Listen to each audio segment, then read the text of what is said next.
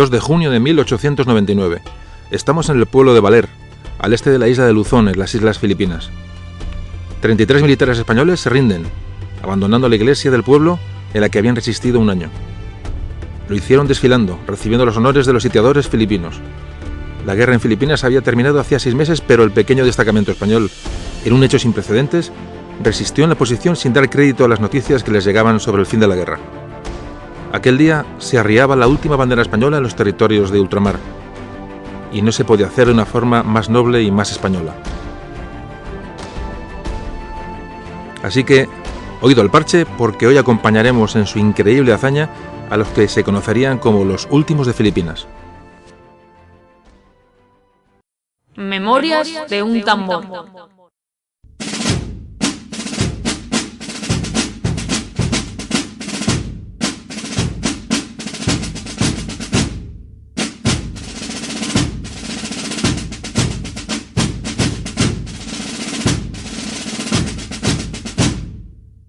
Hola, ¿qué tal? Aquí estamos otra vez para hablar de nuestra historia. Bueno, pues hoy vamos a hablar de el final del siglo XIX. Vamos a hablar de la guerra que mantuvo España con Estados Unidos, que provocó la pérdida de todas sus colonias, de las últimas que le quedaban y, una época muy difícil, muy complicada, que como todos sabéis, pues se caracterizó por una crisis a todos los niveles. Bueno, pues antes de meternos, como siempre, en el asunto, vamos a hablar un poco qué pasaba en España en aquella época. En la España de finales del 19. Bueno, vamos a arrancar de 1833.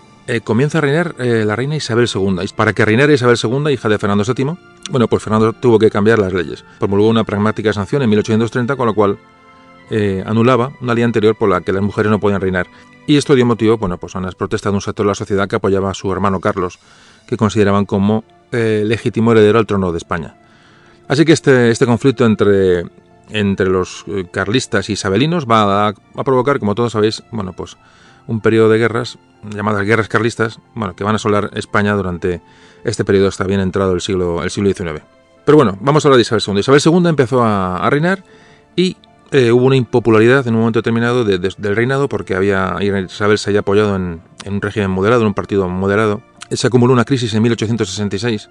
Y si a todo esto le sumamos la muerte del líder moderado Narváez en 1868, provocó una sublevación popular que se conoció como la Revolución Gloriosa, la Revolución de 1868. Esa revolución va a dar al traste con el reinado de Isabel II, que tiene que huir a Francia. Se va a nombrar un gobierno provisional, un gobierno de Serrano, y Prim va a ser el ministro de la guerra. A causa de este movimiento, en 1869 se redacta una constitución en la cual admite el sufragio universal para los varones de más de 25 años. Por primera vez se admiten derecho de reunión y asociación, libertad de culto, y sobre todo lo más curioso de este periodo es que se va a instaurar una monarquía democrática. Una monarquía democrática en cuanto a su elección. Se acuerda elegir un rey, se ha echado a Isabel II, que es de la Casa de Borbón, y se elige y se decide que tiene que haber otro rey. Y se decide votar. Pero se decide que, una vez votado ese rey, tendrá una serie de limitaciones y el poder ejecutivo estará en manos de un consejo de ministros. Realmente es incongruente una revolución para nombrar otro rey, pero es la historia de España. Y mientras se elige el rey, se va a nombrar al general Serrano como regente. Y Prim va a ser presidente del gobierno. Como ya no quieren ver a los Borbones ni de cerca, se piensa en otra casa. Se elige, por votación, por una votación que de hecho salió con 199 votos a favor en el Congreso. Imaginaos lo que estamos hablando. Se piensa en la Casa de Saboya, una casa que tenía fama de ser liberal, y se elige a Amadeo de Saboya, hijo de Víctor Manuel II, como rey de España, como suena. Amadeo va a reinar en España entre 1871 y 1873. El mismo día de la llegada de Amadeo de Saboya a España, asesinan al general Prim, que era realmente el principal apoyo del rey Amadeo era el general Prim. Evidentemente sin Prim, la posición del monarca era muy débil, y Amadeo se encontró, un rechazo poco a poco generalizado. En fin, le habíamos elegido y al poco tiempo de estar aquí, le estábamos rechazando. Esto era una auténtica jaula de grillos. En fin, toda esta alianza de partidos que trajo a Amadeo a España, pronto se vio resquebrajada y empezó a perder apoyo el rey en su nueva labor. Fueron 2 años de inestabilidad absoluta en España, en los que estuvo reinando Amadeo de Saboya. En ese periodo estuvo la Tercera Guerra Carlista, que estalló en 1872, y harto de esta historia, que ya os podéis imaginar lo que era esto, Amadeo I abdicó a principios de 1873 y se fue para Italia. Dijo, ahí os quedáis, y de lo que había aquí nadie me había avisado. Bueno, pues nos quedamos en rey, y como no era cuestión de buscar otro nuevo rey, pues se proclama la Primera República en febrero de 1873. Va a decir que la Primera República fue una comedia, o mejor dicho, una tragicomedia. Fue un sarcasmo de régimen, no llegó a un año, y terminó con el golpe de Pavía y Martínez Campos. Y vuelta a empezar, hemos pasado 6 años, desde la Revolución Gloriosa que destituyó a Isabel II hasta 1874, en que este golpe va a acabar con el intento de iniciar un periodo de república, apartados de la monarquía. Fue lo que se llamó el sexenio democrático o sexenio revolucionario, estos 6 años, ¿no? de subidas y bajadas, más bien de bajadas. Bueno, pues ya se ha restaurado la monarquía borbónica otra vez, estamos en 1874, como antes comentábamos, y tenemos como rey a Alfonso XII, hijo de Isabel II. Durante el periodo de reinado de Alfonso XII, pues va a tener lugar la Tercera Guerra Carlista hasta 1876. Yo digo que las guerras carlistas nos salpicaron todo el siglo de desolación y muerte. Las guerras carlistas se consideran las guerras más sangrientas de la historia de España, con mucha diferencia, mucho más que la Guerra Civil de 36, mucho más. En proporción, fue una auténtica salvajada. Si podemos, algún día hablaremos de las guerras carlistas, que tienen muchísima tela que cortar. Y como os digo, la situación en España sigue siendo complicada, y se va a redactar la Constitución de 1876, en la cual se va a abolir la esclavitud en España en 1880, aunque será de forma gradual en Cuba, hasta 1886. Bueno, pues Alfonso XII va a morir, y hasta que reine su hijo Alfonso XIII va a reinar la madre, María Cristina de Habsburgo. Va a reinar entre 1885 y 1902, es decir, esta regencia de María Cristina va a ocupar el tema que hoy vamos a tratar, es decir, la guerra con Estados Unidos.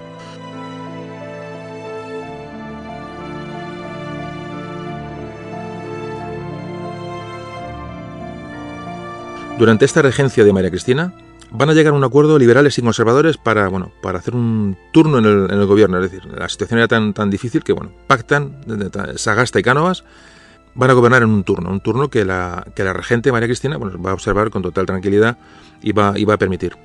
Pues nos encontramos ya en la época que se produce la guerra con Estados Unidos. Hemos llegado a 1897.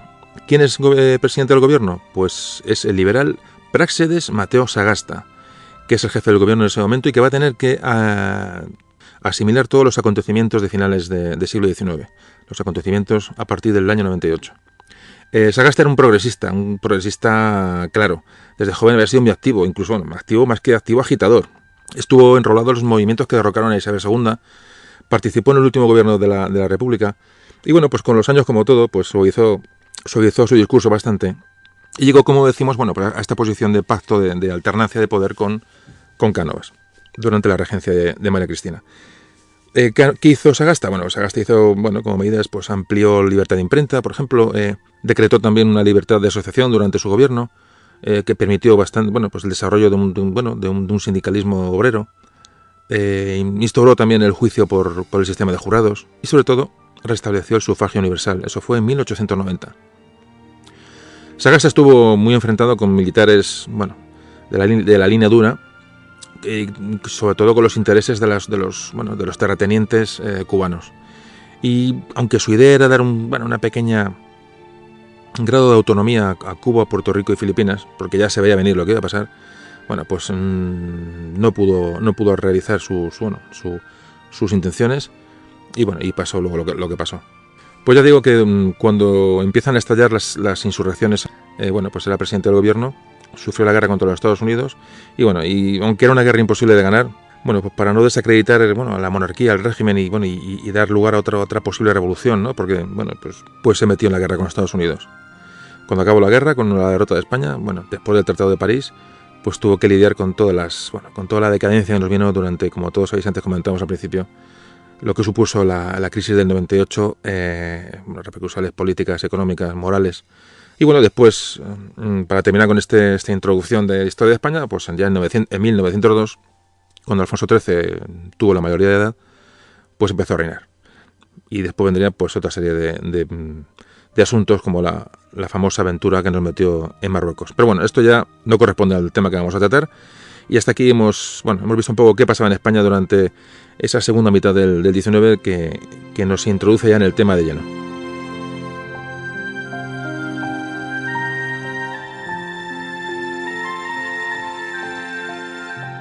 Bueno, pues sí, tuvimos una guerra con Estados Unidos y vamos a ver qué causas o qué causó la guerra con Estados Unidos. Vamos a empezar a analizar el asunto. Bueno, pues a finales del 19 todas las potencias mundiales están tratando de competir por el control de territorios coloniales. ¿Por qué? Porque esos territorios daban a las potencias materias primas y también servían como lugar de venta de la industria nacional. Tener colonias era sinónimo de tener poder, de tener riquezas, ¿no? Entonces, cuando se produce la emancipación de todos los países americanos, se independizan de España, digamos, los territorios más ansiados y más posibles para las colonias, para las potencias europeas son los continentes de África y de Asia. Estados Unidos en ese momento, pues era un país pequeño, un país joven, que estaba emergiendo como un país poderoso, sin duda, pero no tenía colonias. ¿Cuál era la zona más cercana a Estados Unidos para empezar a expandirse? Pues el Caribe, donde pues casualmente se encontraban los últimos territorios del Imperio Español. Un Imperio Español, como hemos dicho antes, lo que hemos hablado durante la introducción de la historia, y imaginaos cómo estábamos nosotros como para defender territorios. Los problemas internos eran enormes y la pérdida de América, de los territorios americanos, pues nos ha dejado muy debilitados durante el siglo XIX. Estados Unidos empezó como antes decíamos, su expansión territorial desde esas 13 colonias que se independizaron de Inglaterra a mitad del 18 y va a duplicar su extensión. ¿Cómo lo duplica? Pues adquiriendo la Luisiana. La Luisiana, que llegó a ser española, cuando llegó Napoleón al poder, pues prácticamente obligó a España a devolver el territorio de la Luisiana, que es un territorio que no abarca solamente el estado actual de Luisiana, que podemos ver en un mapa, sino que abarcaba prácticamente lo que es el tercio central de los Estados Unidos, de lo que son hoy los Estados Unidos de Norteamérica. Como digo, Napoleón prácticamente obligó a España en el Tratado de San Ildefonso a devolver la Luisiana a Francia, y Francia vendió a Estados Unidos por $15 millones. En 1820... Estados Unidos se va a apropiar, y digo apropiar, mayúsculas, de la península de la Florida, poco a poco, con invasiones remotamente fundamentadas y remotamente o muy remotamente legitimadas. Bueno, pues se metió allí y acabó por comprar a España su último territorio en la Florida, por nada, por unos pocos millones de dólares que no llegaron ni a pagar, porque se descontaron de las reclamaciones que hizo Estados Unidos a España. Ni siquiera España recibió un duro por la Florida. Verdaderamente vergonzoso.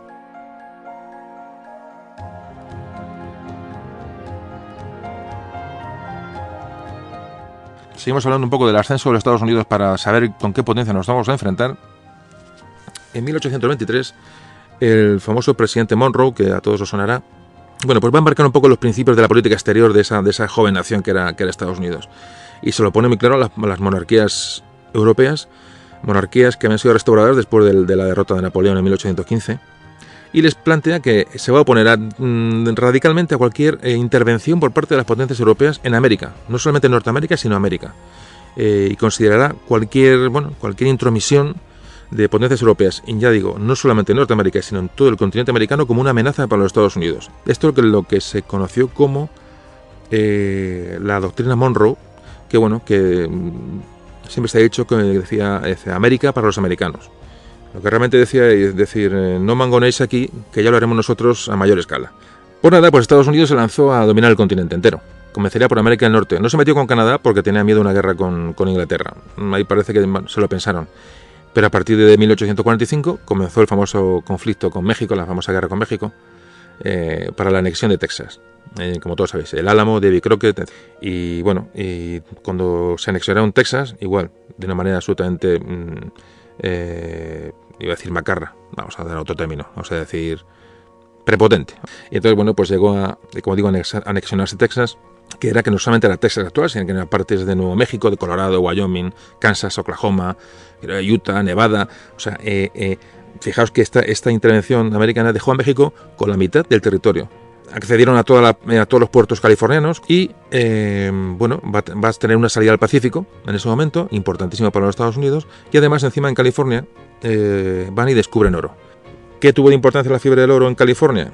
Bueno, pues aparte de encontrar oro, aparte de la riqueza intrínseca del oro, lo que impactó grandemente en los Estados Unidos fue el aumento demográfico que supuso esta fiebre del oro, la llegada de colonos de muchos europeos, pero prácticamente de todas partes del mundo. Es decir, la demografía como factor, muchas veces hemos hablado en muchos programas, cuán importante es la demografía para entender, bueno, pues el avance o el declive de imperios y naciones, ¿no? ¿Qué es lo que cortó esta expansión fulgurante de los Estados Unidos? Pues su guerra de secesión. La famosa guerra de secesión entre nordistas y sudistas, que detuvo esta marcha meteórica de esta nueva potencia imperialista. La detuvo entre 1861 y 1865, que se estuvieron dando bofetadas entre ellos, porque hubo un intento de secesión por parte de los 11 estados del sur, que eran estados básicamente esclavistas y agrícolas, que quisieron, como todos sabéis, pues, montar esos estados confederados de América, ¿no? Al ser derrotados, pues dio paso a una gran industrialización de los Estados Unidos. Otro paso importante: una vez que acaba la guerra de secesión, Estados Unidos prosigue su expansión, pero ya como una potencia industrial clara.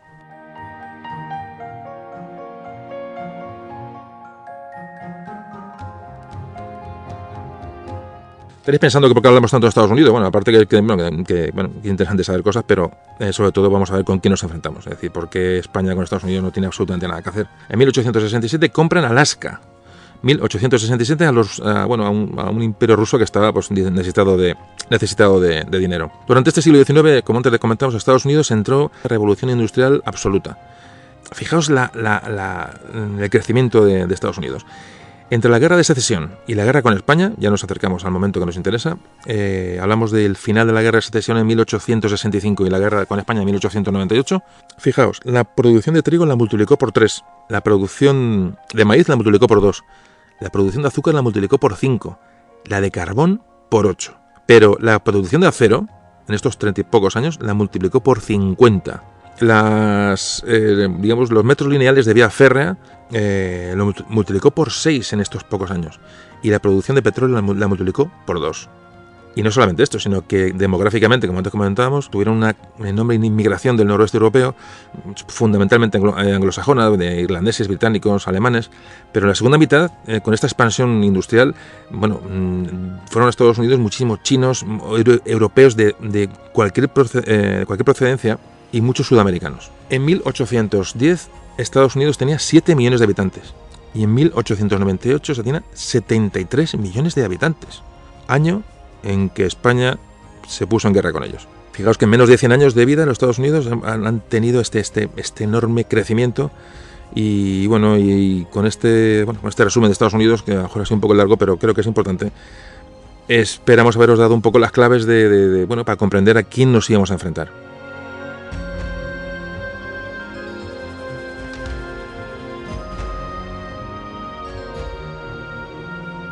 Y hemos hablado del ascenso de Estados Unidos, pero vamos a hablar del descenso de España, que es una cosa simultánea. Pero realmente lo que a España le acaba de dar la puntilla es la emancipación de sus provincias en América. Ese espíritu liberal de revolución, ¿no? de los criollos, de los habitantes de América, que lógicamente les llevó a la independencia. Evidentemente no hay otra salida. Pues nos llevó a esta serie de independencias durante todo el siglo XIX. España no podía enviar ayuda, y los españoles de América dieron paso a la independencia prácticamente de seguido. Otro factor importante para la caída de España en aquella época es el que no contaba con una fuerza naval importante, había perdido toda la supremacía naval que había tenido en años anteriores, con lo cual pues iba a perder el control comercial sobre sus posesiones. Y el detonante de la guerra de la independencia americana y por tanto del declive español fue pues la guerra con Napoleón en 1808, y aquello se desintegró. A partir de 1808 hubo intentos españoles por sofocar las rebeliones, pero no llegaron a nada, y durante el primer cuarto del siglo XIX toda Sudamérica y Centroamérica se emancipó. España sufrió una disminución de territorio de 10 millones de kilómetros cuadrados, 20 veces lo que era el territorio peninsular. Y no solamente llegó a la pérdida de territorio, sino que con el ambiente político que tenemos en la península, que antes hemos narrado al principio, imaginaos el panorama. Otro factor que antes hemos comentado es el tema demográfico, el estancamiento demográfico que sufrió España. Entonces, datos de demografía en España en aquella época. Fijaos, antes hemos hablado de Estados Unidos. En España pasó de 1850 a 1898 de tener 14 millones de habitantes a 18. Prácticamente 4 millones de habitantes, prácticamente nada. Y Estados Unidos, entre estas mismas fechas, es decir, del 50 al 98, lo que es la segunda parte del siglo XIX, pasó de 26 millones a 81 millones. No hay que dar más datos. Y a todos estos desastres que vamos ya nombrando, para entender en qué situación nos enfrentamos al finales del 19, hay que sumar el estancamiento económico que supuso la pérdida de mercados en América. Ya no solamente que de la demografía, etcétera, que estábamos bastante tocados. Dependíamos mucho de capital extranjero, con lo cual para modernizar la industria nacional dependíamos de que entrara dinero de fuera. Una muy baja productividad, había, como antes decía, hay mucho proteccionismo de la poca industria que había. Ni siquiera la agricultura tuvo avance en aquella época, porque se buscaban masas de mano de obra y la maquinaria prácticamente ni existía. Nos estábamos quedando atrás. Así que como conclusión de todo esto que hemos contado del declive de España, ese declive de España, para empezar, cambió la estructura política de América. Ese vacío que dejó España, ese poder que dejó España en el aire, pues lo aprovecharía Estados Unidos, que fue la que ocupó su lugar en los territorios de ultramar. Así que nos encontramos ya en el final del siglo, donde todas las potencias europeas están buscando nuevas colonias en Asia y África para su expansión. Hay multitud de pactos. Nosotros lo que hacemos es perder los pocos territorios que tenemos, y el resultado de eso es que, después de todos los repartos coloniales que hubo, pues ¿qué le llegó a España? Pues nada, unas migajas en el norte de África, que lo único que nos supusieron fue dolor, sangre y problemas. Y con esto más o menos acabamos un poco la visión general de cómo se encontraban tanto España como Estados Unidos antes de encontrarse en la guerra que les iba a enfrentar a partir de 1898.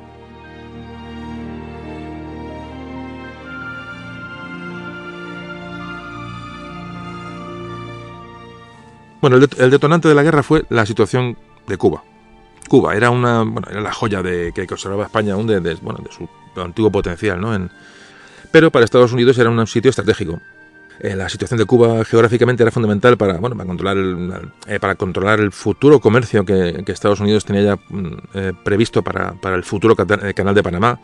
Había muchas inversiones en Cuba de empresarios norteamericanos, y Cuba era una proveedora fundamental a Estados Unidos de tabaco, de azúcar, de hierro. ¿Qué hizo Estados Unidos para intentar adquirir Cuba en un principio? Pues le realizó muchas ofertas de compra a España, pero España siempre las rechazó. Cuba significaba prestigio, significaba recursos naturales y significaba una cierta actividad comercial que era la última que le quedaba a España fuera de la península. Pero lo que pasaba en Cuba era que a finales del 19 y ya de antes, el contagio de independentismo de todas las provincias del resto de Sudamérica, en Cuba no era una excepción. Es decir, ya siempre los movimientos pro independencia eran grandes, o de independencia, más que nada también de autonomía, ¿no?, con respecto a España, pero como aquello no se gestionó bien, esos movimientos de independencia se hicieron cada vez un poquito más radicales. Y aquí aparecen nuestros amigos de Estados Unidos, que con la excusa de liberar al pueblo cubano del yugo español, de ese yugo antiguo, ¿no?, de un país antiguo, de una potencia antigua, colonial, ¿no?, y prácticamente que diabólica, dice, vamos a liberar a los cubanos, y empiezan a crear toda una infraestructura para una guerra y una invasión de Cuba. Lo primero, crean una asociación que llamaba Lone Star para, su objetivo era la anexión de Cuba a los Estados Unidos. Empezó a propagar disturbios dentro de Cuba, es decir, rebeliones, y sobre todo lo que hizo fue financiar militarmente a los sublevados cubanos. Lo mismo estaban haciendo con Texas, para anexiones de Texas a quitársela a México, es decir, que no éramos las únicas víctimas de este expansionismo americano, ¿no? Fijaos que en 1850 hubo un manifiesto de los embajadores americanos en Europa, se reunieron y dijeron que la anexión de Cuba era una cuestión fundamental para la seguridad de los Estados Unidos. Valoraron la isla en unos 120 millones de dólares y decían que era vital obligar a España a vender Cuba, y que si España se negaba, que legitimaba a los Estados Unidos a adquirirla por cualquier otro método.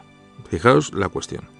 Pues siguieron los movimientos internos en Cuba y nos plantamos en la Guerra de los 10 años. Guerra de los 10 años entre 1868 y 1878. Nos acercamos ya al final del siglo XIX. Si os dais cuenta, coincide con la Revolución Gloriosa, la famosa revolución que hizo salir de España Isabel II. El gobierno español, como antes comentábamos también, no manejó bien la situación, no cedió para nada a los rebeldes cubanos. Lo que no se abolió la esclavitud por completo en Cuba, sino que se dio lo que se llamaba una libertad de vientres, es decir, libertad para los hijos de las esclavas en Cuba. Es decir, una esclava tenía un hijo y ese hijo era libre, pero los esclavos no eran libres. Claro, pues ese tema fue probablemente la principal causa del movimiento revolucionario que estalló en Cuba. Todo esto unido a una presión fiscal enorme que había en la isla, el control del comercio, ¿no? La no libertad comercial era importante, tampoco había libertad de prensa, los partidos políticos estaban prohibidos. Y Cuba se veía muy retrasada en comparación con la mayoría de los países que ya eran independientes en el resto de América. Es decir, decían, bueno, ahora nos toca a nosotros porque nos toca. Todo esto, claro, si lo alimenta Estados Unidos, pues se convierte en una bomba de relojería. En fin, la conciencia cubana había empezado a cambiar, una conciencia, ¿no?, de nación, de movimiento independentista, y aunque no era un movimiento, no era mayoritario, ni siquiera entre los criollos de Cuba, pero empezó a coger fuerza.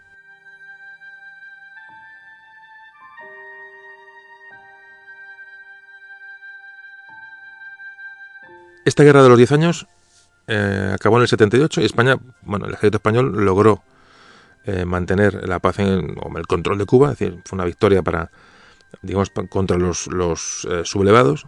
No hubo un pacto, pero realmente no hubo ningún tipo de cesión, ¿no?, a los secesionistas o a los independentistas cubanos, lo cual, ni se avanzó, ni se avanzó en este tema de autonomía, ni se avanzó en la esclavitud, ni se avanzó en nada. Es decir, España se mantuvo un poco una postura férrea y, como veremos después, pues no va a servir absolutamente para nada, va a ser contraproducente.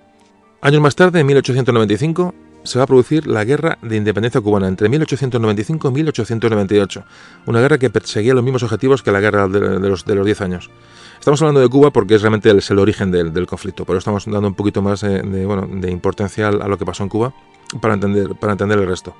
Este levantamiento de esta nueva guerra contó con ya mucha más organización militar y, sobre todo, clave era la intervención de los Estados Unidos. Es decir, los sublevados sabían que contaban con la ayuda de los americanos, con lo cual, sí, toda esta fuerza, todo este convencimiento, evidentemente tenía detrás al hermano mayor, ¿no? En fin, la verdad es que uno empieza a analizar los motivos y se encuentra que el comercio en Cuba estaba muy afectado por la legislación española. Los comerciantes, esa burguesía, la pequeña burguesía comercial cubana, no tenía ningún tipo de salida. Además se producía, fijaos lo que son las cosas, unas presiones enormes de la burguesía textil catalana. Las empresas catalanas textiles ejercieron una presión enorme sobre el gobierno para que les dieran el monopolio de su industria textil, como antes comentamos, con medidas proteccionistas y en detrimento de la industria cubana. ¿Y qué pasó con Estados Unidos? Pues que vieron que había un ejército bien montado, un ejército independentista cubano bien pertrechado, estaba los mimbres para derrocar al gobierno español, y Estados Unidos se decía intervenir en ese momento. Tuvo mucha importancia la prensa americana. Tuvo un papel de desprestigio de España enorme, es decir, hacía falta que la población americana se viera involucrada en esta guerra, que vieran un motivo para atacar a España. Se decía que se valoraba mucho la lucha del pueblo cubano por liberarse de España, que estaban absolutamente subyugados, ¿no?, por un poder ilegítimo, etcétera, etcétera. Toda esta serie de historietas fueron las que llevaron a la opinión pública americana a ver bien una intervención en Cuba.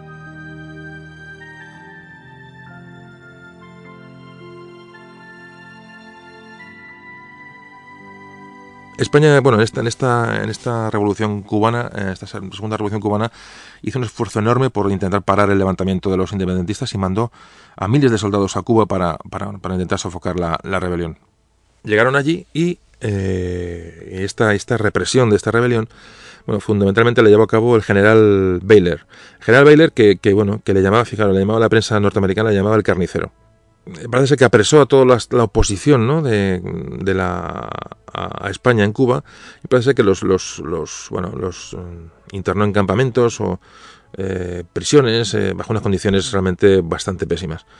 Estos semicampos de concentración, no les llamaremos campos de concentración, pero se asemejaban bastante, fueron la excusa de muchos artículos en los Estados Unidos. Imaginaos, ¿no?, lo que es la propaganda de prensa americana. Provocaron que la gente, el pueblo estadounidense se viera con buenos ojos una intervención en Cuba más rápida. Y a todo esto, sin mediar palabra, el cónsul de Estados Unidos en La Habana solicitó que su país, Estados Unidos, mandara a Cuba un par de navíos de guerra para supuestamente asegurar la protección de los intereses americanos allí. Entonces llegó el famoso acorazado del Maine, llegaría a La Habana el 25 de enero de 1898. Esto evidentemente era una provocación absolutamente chusca. ¿Pero qué pasó? Pues la famosa explosión del Maine, que me imagino que todos conoceréis. El 15 de febrero de 1898, a las 10 menos 20 de la noche, se produjo una gran explosión en el acorazado americano Maine. Murieron 266 marineros americanos. Bueno, nunca se supo la causa de esta explosión, nunca, pero no se dejó investigar a los españoles. Bueno, la prensa americana, imaginaos, nada más enterarse del tema, vio la opción que haya sido un ataque español, que haya sido una mina, que haya sido una cosa externa, que los españoles, que tal, para arriba, para abajo. Las autoridades españolas, viendo la que se venía encima, abrieron una investigación para aclarar el tema. Invitaron a esa comisión de investigación a los norteamericanos. Sin embargo, los americanos dijeron que aquel barco, aunque estuviera en aguas de La Habana, en aguas españolas, que era tierra americana y que ahí no entraba nadie, ni españoles ni nadie. Entonces, así que no se permitió a los españoles que pudieran examinar los restos del Maine, para definitivamente defender la teoría de que no hayamos sido nosotros los que hayamos volado el barco.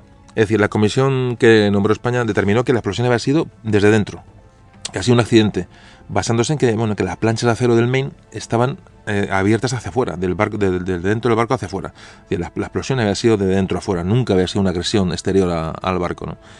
Pero bueno, ¿qué pasó? Pues la Comisión de Investigación norteamericana dijo todo lo contrario. Y el presidente McKinley, que era el que le tocaba, el presidente de turno, pues nada, informó al Congreso americano de que la explosión había sido motivada por un agente externo, directamente. Pues nada, imaginaos, la opinión pública americana manipulada y engañada y la prensa dando bombo al asunto, y aparte, todo lo que se había hablado anteriormente sobre Cuba, pues ya se produce directamente, después de este hecho del Maine, se produce una campaña de reclutamiento de voluntarios para ir a la guerra a Cuba. Hoy día todo hace indicar que la explosión fue interna. Los Estados Unidos ni siquiera consintieron una comisión internacional que España solicitó, es decir, no dejó que nadie tocara el acorazado. Y lo que hicieron fue en 1911, para zanjar el asunto, reflotaron los restos del acorazado y fueron hundidos además son unidos con banda de música, o sea, con un acto de solemne, en una fosa del Caribe. Así que aquí se acabó toda posibilidad de analizar qué pasó con el Maine.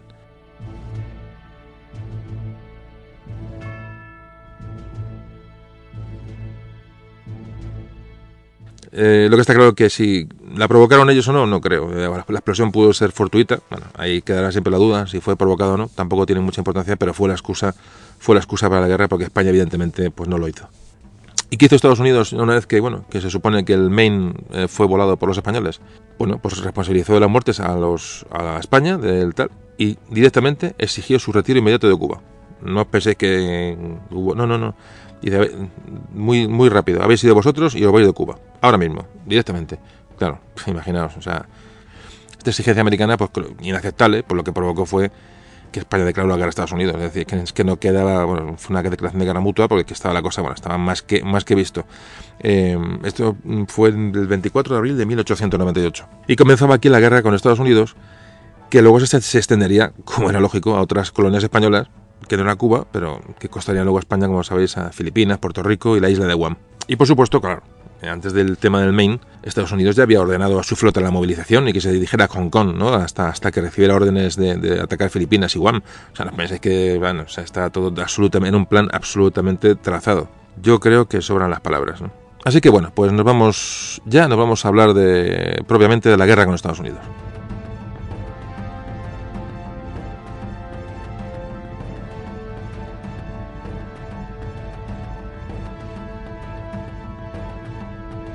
Bueno, aunque vamos a hablar de la guerra con los Estados Unidos, vamos a tocarla. Yo sé que a muchos os gusta la historia militar y las batallas, y a mí, y evidentemente a mí también, y en fin, no deja de ser historia, pero es que no cabe más datos en un programa de esto porque nos vamos a ir a muchas horas de podcast y tampoco creo que haya que hacerlo tan largo. Hoy vamos a quedarnos, aunque tocaremos un poquito el tema militar muy por encima, vamos a dedicarnos un poco a la historia pura, al entorno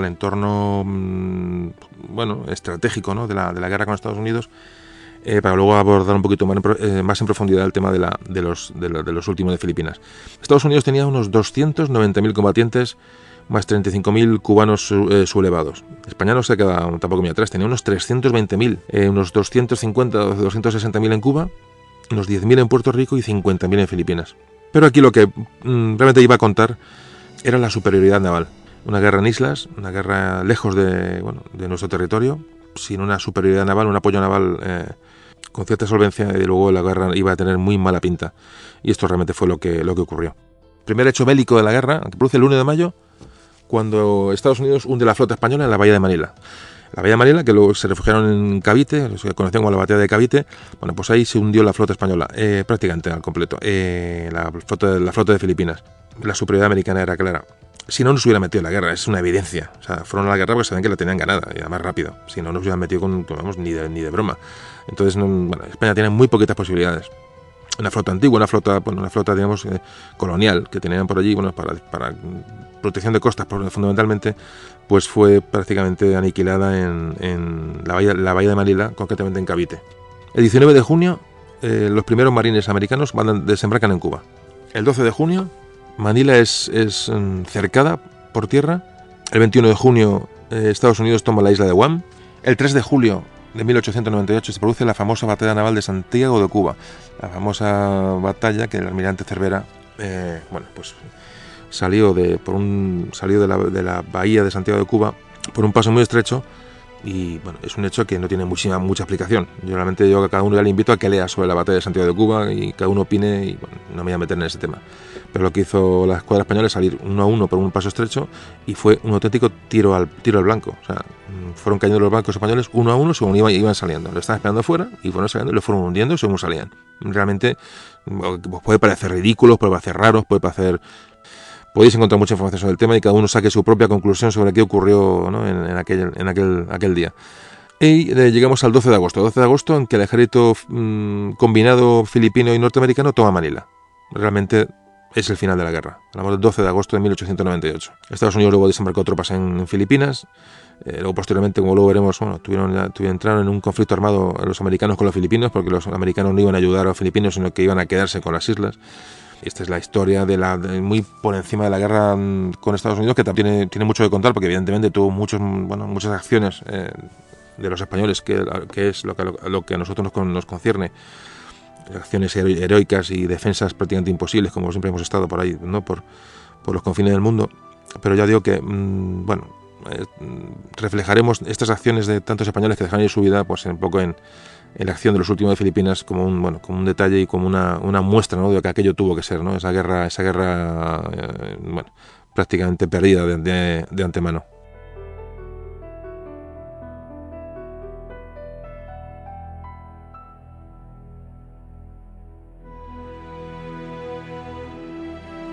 Así que llegamos al Tratado de París en 1898, en diciembre de 1898, prácticamente la guerra no duró nada, solo duró unos meses, donde se acuerda que Cuba sería independiente en 1902, España cedió a las Filipinas, Puerto Rico y Guam a Estados Unidos. Hay que decir que Puerto Rico, los americanos no tuvieron narices de meterse en Puerto Rico. España luego lo cedió porque la guerra la perdió, pero los americanos en Puerto Rico fueron rechazados por muy pocos españoles que había de guarnición en la isla. Y bueno, y el resto de posesiones españolas en Oceanía, las Islas Carolinas, las Islas Marianas, esto se vendió no pueden defenderse, y entonces se decidió la venta a Alemania. Se vendieron por 25 millones de pesetas. Fijaos qué cantidades, ¿no? Y acabó la guerra, y más o menos un resumen de lo que supuso aquella guerra para unos y otros. Hay que decir que los Estados Unidos tuvieron unos 6.000 muertos en la guerra con España. Los cubanos tuvieron unos 12.000 muertos. Y España se calcula que tuvo unos entre 50 y 60.000 muertos. La gran mayoría de los españoles, hay que decir, estos 60.000, fueron por enfermedades. Se calcula que casi un 80% de los muertos españoles fueron por enfermedades. Y este es el tema que hemos tocado. Antes de meternos con los últimos de Filipinas, un poquito un resumen de cómo estaba España en el siglo XIX, antecedentes, Cuba, Estados Unidos. Y yo creo que con esta introducción pues nos hemos metido muy bien en el siglo final del XIX y hemos entendido muy bien en qué situación estaban los dos países a la hora de enfrentarse en esta guerra, que fue muy desigual. Bueno, pues vamos ya a hablar del tema que hoy nos lleva a todo este asunto, que es los últimos de Filipinas, es decir, qué pasó en Filipinas durante esta guerra. Vamos a ver un poquito así por encima para tomar un poquito de conciencia de qué estamos hablando.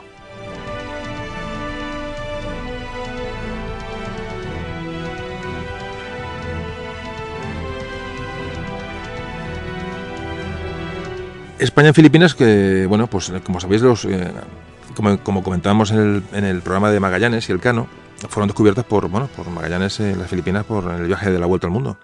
Realmente la colonización de Filipinas, que tampoco fue tal, porque no fue realmente una colonización en toda regla, pero comenzó en 1565, bajo el reinado de Felipe II, cuando llegaron por allí pues Andrés de Urdaneta y Legazpi, que a eso sí que le vamos a dedicar un programa seguro. El dominio de Filipinas fue realmente de la costa. Todas las zonas costeras fueron las que los españoles dominaron, porque el interior era muy complicado de dominar, eran vastas extensiones de selvas. Entonces los españoles pues se limitaron a controlar todas las costas, y realmente no hubo un gran desasentamiento de población. Pero realmente lo que sí hubo allí de español fueron funcionarios, militares, funcionarios, comerciantes, pero realmente población como tal no hubo mucha.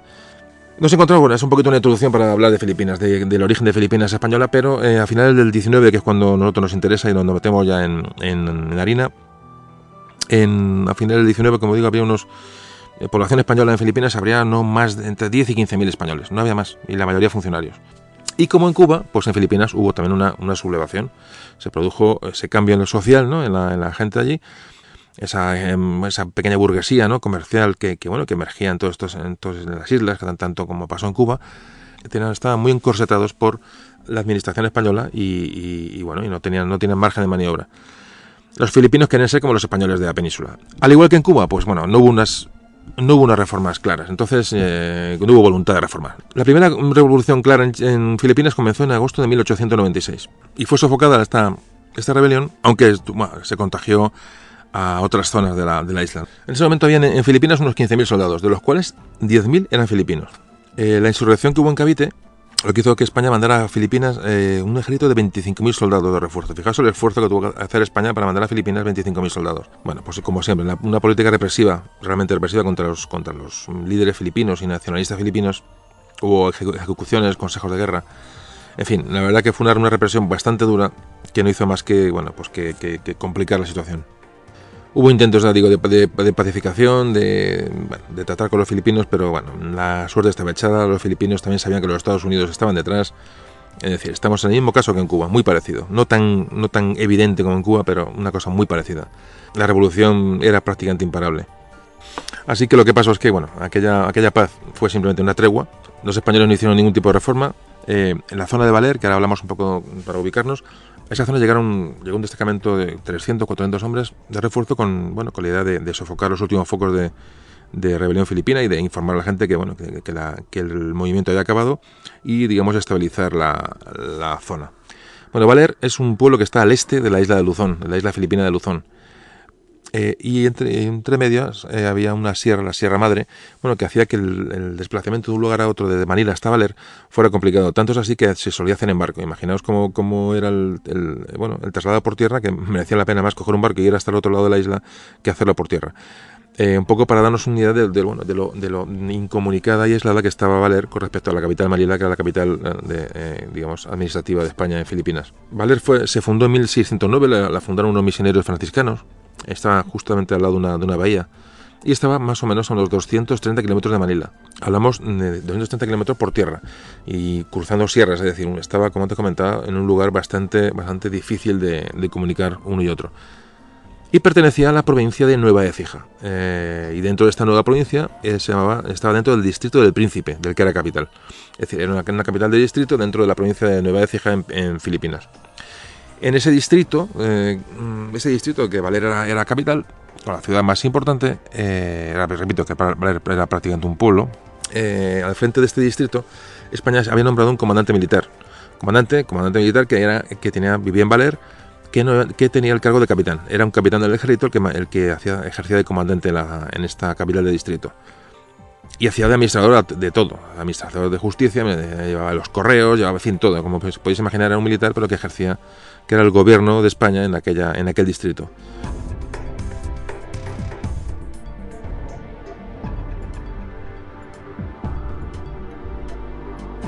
La guarnición militar que tenía Valer, pues fijaos que era simplemente un puesto de guardia civil que estaba legislado que tuviera un cabo peninsular y 5 guardias filipinos. Y se calcula que en Valer vivían entre 1.500 y 2.000 personas. Era un poco la población de Valer, es decir, que no estamos hablando de un sitio relativamente pequeño. Esta pequeña ciudad de Valer realmente tenía como lugar significativo la iglesia que fue construida en 1735 tras un tsunami. ¿Por qué cuento esto? Porque se hizo para decir, ya no se cae más. Es decir, prácticamente hubo un tsunami que arrasó la zona de Valer, y cuando se construyeron el nuevo pueblo, un poquito más tierra adentro, se construyó con la idea de que ningún desastre natural o fenómeno natural acabara con aquella construcción. Entonces, la iglesia, que como os digo, ahora entrará en liza cuando empecemos a hablar del tema de hoy, tenía unos muros pues, de 1,5 metros de espesor, una iglesia rectangular, unos 30 metros de longitud y 10 de anchura, tenía 6 ventanas, es decir, tenía una torre del campanario, es decir, que era una iglesia hecha prácticamente para defender, ¿no? Era un pequeño fuerte, ¿no? Y como construcción, desde luego, no tenía ninguna fisura. Y tenía adosada la propia iglesia, tenía una pequeña casa del párroco, una sacristía, es decir, que era una iglesia relativamente grande para lo que era un pueblo tan pequeño, una iglesia grande y una iglesia bien construida. Bueno, pues estamos situados ya en Valer, cómo era el pueblo, cómo era la iglesia, que es donde van a sucederse los hechos que vamos a narrar a continuación. Y como comentábamos, que había un contingente fuerte de tropas españolas en la zona, bueno, pues para acabar con los últimos focos de resistencia que había de la última rebelión filipina que hubo en la zona. El caso es que esta rebelión se termina y entonces las autoridades españolas en Manila deciden que se releve a estos 300, 400, 500 hombres que había en Valer, se les releve por una fuerza de 50 hombres. 50 hombres que van a quedarse allí como única fuerza española en la zona después de que relativamente se ha pacificado el asunto. Pues bueno, en Valer, ¿quién había en Valer? Estaba el capitán Enrique Las Morenas, que era el comandante, como antes hablamos, era el comandante político-militar, ¿no?, de la zona, del distrito del Príncipe. Y allí estaba ese destacamento de 50 soldados que digamos, estrictamente lo mandaban 2 segundos tenientes. El segundo teniente Zayas, Juan Alonso Zayas, y el segundo teniente Saturnino Martín Cerezo. Estos eran, digamos, los hombres que mandaban el contingente español que había allí. Empezaron a hacer unos pequeños cultivos, parece que tomaron la iglesia como esa iglesia famosa que hemos antes descrito como lugar de meter provisiones, meter municiones, un poquito de pequeño acuartelamiento protegido. Pero a partir de abril del 98 empiezan a llegar noticias a la guarnición española que los revolucionarios filipinos están ya acechando, que el conflicto puede volver a estallar de nuevo. Y la situación empieza a ser tensa. Y tan tensa es la cosa que el 1 de mayo, como antes comentábamos, la flota americana llega a la bahía de Manila y derrota a los españoles que antes hemos comentado. El líder filipino Aguinaldo regresó a Filipinas de su exilio en un buque americano y se puso al frente de la revolución, que enseguida se extendió por toda la isla de Luzón. ¿Qué pasó con esta ya guerra generalizada con apoyo americano? Bueno, pues que los destacamentos españoles, que eran muy parecidos al que había en Valer, pocos soldados, 20, 30, 40, 50 soldados, que estaban muy diseminados por la isla, pues fueron cayendo fácilmente y poco a poco. La verdad que fue un hecho bastante lamentable. Los rebeldes filipinos prácticamente acabaron con los destacamentos españoles de una manera rápida. Muchos dejaron sus posiciones y intentando llegar a Manila, la mayoría no pudieron llegar a Manila. Es decir, cuando vieron que se venía encima, la mayoría de los destacamentos, pues intentaron como pudieron llegar hasta la capital para resguardarse allí. Le digo que muy poquitos fueron los que llegaron. Y la isla de Luzón prácticamente, salvo la capital Manila, quedó en poder de los rebeldes de Aguinaldo. Tanto es así que el 1 de junio, poco días después, Manila estaba sitiada por mar por los americanos y por tierra por las fuerzas filipinas. Se enteraron muy tarde de la derrota de Cavite, claro, con los americanos. Imaginaos la sensación de aislamiento que tenía esta gente. Y esta noticia de la derrota de Cavite fueron las últimas noticias que recibieron del exterior el del destacamento español en Valer. Ya los filipinos, digamos, cortaron las comunicaciones con Manila y con las ciudades más importantes cercanas, y los españoles ya fue el último mensaje que recibieron del exterior con esta noticia.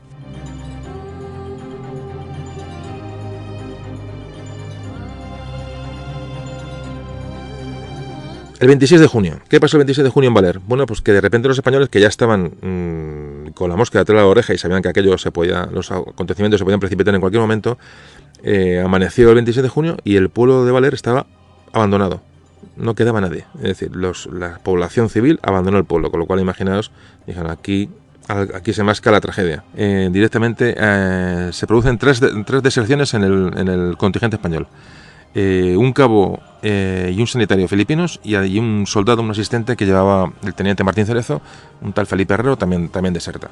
Ahora sí que los españoles dicen, vamos a la iglesia, vamos a trincherarnos aquí porque es el único lugar que nos puede proteger de un posible ataque. Y lo que hicieron, pues llevar ya toda la munición, estaban allí, todos los alimentos los llevaron dentro de la iglesia. Durante ese día se produce la deserción de otro soldado. Todos los soldados continuaron acondicionando la iglesia. Parte de la casa del cura, la echaron abajo para, acondicionarla para la defensa. Abrieron aspilleras en las zonas estratégicamente importantes del recinto, es decir, prepararon la iglesia para la defensa, y fue lo que les llevó prácticamente durante varios días, el trabajo de varios días, prácticamente hasta primeros de julio. Estuvieron en trabajos de acondicionamiento defensivo de la iglesia. Hacían patrullas por fuera, ahora aún no estaban metidos en la iglesia, pero hacían patrullas por el exterior para ver qué podían ver, qué podían detectar. Y tras varias patrullas, en la mañana del 30 de junio, una patrulla que mandaba Martín Cerezo, el teniente Martín Cerezo, sufrió una emboscada, y ahí se dieron cuenta que los filipinos estaban cerca, tuvieron un herido, y regresaron a la iglesia, y ahí sí que ya se metieron dentro, viendo que las cosas se ponían feas. Detectaron que los sitiadores filipinos eran un número muy elevado, que estaban armados y bien armados, y que la única posibilidad de sobrevivir era meterse en la iglesia e intentar esperar a que alguien viniera a ayudarles, o cualquier otra acción que les pudiera sacar de aquel embrollo.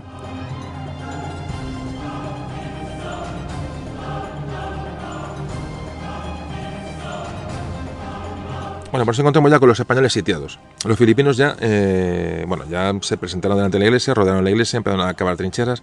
Los españoles también cavaron trincheras alrededor de la iglesia, protegiendo las puertas de las dos puertas que tiene la iglesia. Hay mucha información sobre la iglesia de Valer. Podéis ver en internet croquis, maquetas sobre la iglesia. Merece la pena por ver cuál era la distribución de las trincheras, cómo era, imaginaos un poquito de lo que estamos hablando, porque así nos hacemos una idea un poco de lo que estamos hablando. Total que, como antes decía, los filipinos les dicen a los españoles, le dan mensajes textuales, le dicen: estáis rodeados, los españoles han capitulado, evitad el derramamiento de sangre. Los españoles vieron que la cosa iba en serio. Entonces lo que intentaron fue construir un pozo dentro de la iglesia, y milagrosamente encuentran agua a unos 3-4 metros de profundidad. O sea que aquello fue realmente lo que hizo que pudieran permanecer en la iglesia y soportar un asedio. El día siguiente encuentran otra nota en la puerta de la iglesia. Los filipinos les dicen que Manila era la única ciudad que quedaba por caer y que estaba sitiada. Les decían que 20.000 filipinos estaban cercando la ciudad, que estaban sin agua y a punto de capitular, y que ellos capitularan porque, si capitulaban, pues les tendrían algo de condescendencia con ellos. ¿Y qué hizo el capitán comandante del distrito, el capitán Las Morenas? Pues les mandó un mensaje diciendo que les instaba a someterse otra vez a la obediencia de España, y que si decidían regresar con su patria, con España, pues que serían bien recibidos. Imaginaos la respuesta. El siguiente mensajero, imaginaos, era uno de los soldados españoles que había desertado. Parece ser que le hablan, ¿no?, de fuera. Él estaba fuera, los españoles dentro de la iglesia le hablan que se meta con ellos, que está a tiempo, que no va a pasar nada, que se ha equivocado, que vuelva con ellos, que su sitio es aquel, tal. Entonces, el desertor dice que no, y se dio media vuelta y tal. ¿Qué pasó? Volvieron a mandar otro emisario que era otro desertor español que había desertado con los filipinos. Bueno, pues este desertor se acerca a la iglesia, y los españoles le dicen a los filipinos que, como sigan mandando este tipo de emisarios, que lo van a recibir a balazos. O sea, que no manden más desertores porque se lo van a cargar.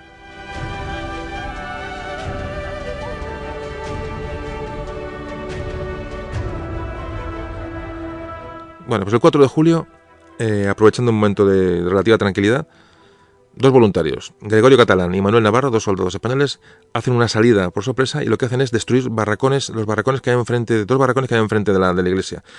Y lo que hacen es quemarlos. Estas salidas ya fueron bastante pródigas cuando pudieron los españoles, porque desde esos barracones que estaban rodeando la iglesia, de donde los filipinos hacían fuego, de donde les tenían hostigados. Bueno, durante estos días de julio era constante el envío de mensajeros a los españoles a la iglesia para que se rindieran. Aquí a principios de julio se produjo el único intercambio, digamos, o la tregua entre filipinos y españoles, y es cuando los filipinos mandaron a un emisario para que diera a los españoles tabaco. Les ofreció tabaco, y los españoles, por supuesto que no iban a ser menos, o sea, fijaos el detalle, le dan al filipino una botella de Jerez para que se la tomen ellos. O sea, imaginaos el detalle tan curioso, ¿no? Y mientras los españoles pues siguen potenciando la defensa de la iglesia, es decir, construyendo fosos, ampliando las trincheras, es decir, estaban dispuestos a resistir. El 18 de julio se produce la primera baja mortal en los españoles, el cabo Julián Galvete. Fue el primer muerto de la guarnición española. En esos mismos días llegó una carta de un párroco de un pueblo cercano, que y pedía en tono muy amigable a los españoles que se rindieran y que iban a ser bien, que dejaran las armas, que iban a ser bien tratados y que tenía garantía de los rebeldes filipinos en que iban a ser reembarcados a España. Y tras esta carta de buena manera del cura del pueblo de al lado, y los españoles que ni respondieron, los filipinos parece que se lo tomaron a mal y le mandan un ultimátum a los españoles diciéndole que en 24 horas tienen que abandonar la iglesia. Y les dice textualmente, dice: no tendré ninguna compasión de nadie y haré responsables a los oficiales de cualquier fatalidad que pueda ocurrir. Los españoles respondieron al día siguiente, le dicen: nos une la determinación de cumplir con nuestro deber y deberás comprender que si tomas posesión de la iglesia será solamente cuando no haya nada más en ella que los cuerpos de los muertos. La muerte es preferible a la deshonra. Esta es la contestación española al ultimátum del filipino. Bueno, pues parece ser que cuando acaban estas 24 horas de este ultimátum último que dan los filipinos, lo que hacen es, de repente, se abre un fuego total sobre la iglesia de Valer, de todos los lugares donde estaban apostados los insurgentes, y dura el tiroteo hasta la mañana siguiente. Están toda la noche recibiendo disparos. ¿Qué hicieron los españoles ante ese ataque? Bueno, pues para ahorrar munición y provocar a los filipinos a que intentaran asaltar la iglesia, que era lo que los españoles querían, porque tenían una posición absolutamente ventajosa, no responden ni a un solo disparo. Parece ser que los españoles también, encuentran unos pequeños cañones antiguos, pero antiquísimos cañones, ¿no? que parece que los medio montan con unas cuerdas sobre unas vigas de la iglesia y con un poco de pólvora que tiran de fusiles y tal, hacen un cañón un poco artesanal y llegan a disparar contra los filipinos con estos cañones que encuentran antiguos. O sea, la verdad es que no solamente no se rinden ni dan muestra de ningún tipo de debilidad, sino que abren fuego prácticamente con lo que encuentran a mano. Y a últimos de julio, el comandante filipino lo que hace es amenazar con utilizar un cañón si no se rinden los españoles. Cañones pequeños, tipo españoles, tipos artesanales, no tenían gran cosa, intenta amenazarles de como sea. O sea, ya está la cosa, están hasta el gorro los filipinos y los españoles, llevan aquí un montón de días metidos, no hay manera de sacarlos, y lo que quieren es, pues intimidar de alguna manera. Y entonces empezaron a disparar con pequeños cañones sobre la iglesia, que causaron muchos daños en las puertas de la iglesia y en el techo. Lo que pasa es que los españoles lo que hicieron fue disparar sobre los que manejaban los cañones y causaron bajas sobre ellos. Y además parece ser que la munición se les acaba pronto y el intento de bombardear la iglesia pues parece que queda de momento en un intento simplemente. Nos metemos en agosto. En agosto se produce a primeros de agosto otra deserción de un soldado español. Y también a primeros de agosto están a punto de entrar en la iglesia, atacaron una zona donde había poca vigilancia española y estuvieron a punto de forzar la entrada en la iglesia. Y este mismo mes, el mes de agosto, el día 13, después de los españoles ya dar por perdida toda posibilidad de apoyo, toda posibilidad de ayuda de un contingente español de ayuda a Manila, rinde Manila ante el ejército americano. Manila había caído, prácticamente la guerra había terminado. Y lo que no sabían los soldados españoles y americanos en Manila es que justamente el día anterior se ha firmado un pacto, un tratado en Washington, por el que ya se establecía un alto el fuego entre España y Estados Unidos.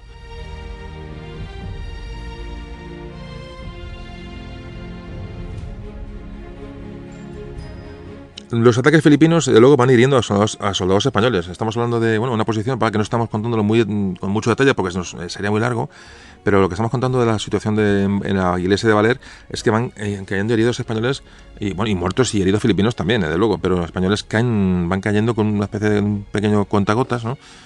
Y se van produciendo heridos constantemente. Y llegamos al 20 de agosto. 20 de agosto en el que el comandante filipino de las fuerzas de sitio ya están bastante cansados de los españoles, la cosa como son, o sea, ya dice, es que ya están hasta el gorro de estar allí y esta gente metida en la iglesia, no hay manera de hacerlo salir, y ya les han mandado 500 mensajes, 500 desertores, 500 ultimátums, y entonces el comandante filipino envía dos frailes de la zona para intentar hacer que los españoles salgan de allí. Les dice que Manila ha caído y que no hay ningún sentido en continuar la asistencia allí. Y el mensaje que les mandan estos curas es este, dice: Emilio Aguinaldo está al frente de la revolución. Bajo sus acertadas órdenes opera un numeroso ejército bien armado y mejor municionado. Al empuje de los soldados filipinos no saben resistir los españoles, más soberbios y arrogantes que valientes. Casi todos los destacamentos están ya en nuestro poder y sus hermosos fusiles en nuestras manos. Manila no ofrece ya más resistencia que la de un palomar a los ataques de los animales carnívoros. Los americanos nos han dado algunos cañones y si fuese necesario vendrán aquí los vapores que les pidamos para bombardear este fuerte que los españoles creen inexpugnable. Y entonces Entonces morirán todos entre las ruinas. Si alguno consigue escapar de la catástrofe, será acuchillado. No será ya tiempo de perdón, pero ahora aún es tiempo. Si se entregan, serán tratados como caballeros. Bueno, este es el mensaje que les hace llegar mediante estos sacerdotes el comandante filipino.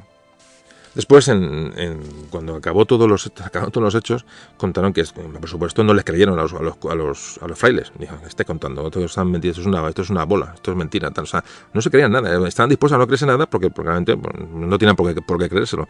Que haya empezado la cosa a ser un poco pesada. ¿Y cómo será, además, que estos dos, que el capitán de las Morenas y el teniente Martín Cerezo y los soldados que había dentro de la iglesia, lo que hacen es, al final lo que hacen es convencerles para que se queden a los dos frailes. Dicen, no os vayáis ya, quedaos aquí, que sois españoles, quedaos con nosotros. Y los dos frailes se quedan en la iglesia. Verdaderamente increíble. Fijaos la situación que pintan aquellos dos hombres, pues se quedaron con ellos. No sé si les convencieron, no sé qué pasó, pero aquellos dos curas se quedaron con los soldados españoles dentro de la iglesia. Verdaderamente fantástico.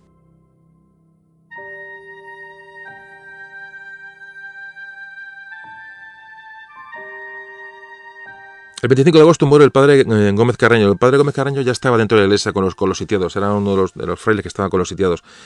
Nos vamos a septiembre. A último de septiembre muere un soldado, Francisco Rovira. Murió de disentería. Ese mismo día llega una carta a la guarnición firmada por el gobernador civil de Nueva Écija, en la que informa al capitán comandante del distrito de Valer, capitán de las Morenas, que las Filipinas han caído. Por supuesto, no se lo cree. Lo toma como una treta, como una carta de los filipinos, es decir, todos son tretas. No se creen absolutamente nada. Llegan más mensajes sobre rendiciones de españoles en Filipinas, al destacamento de Valer.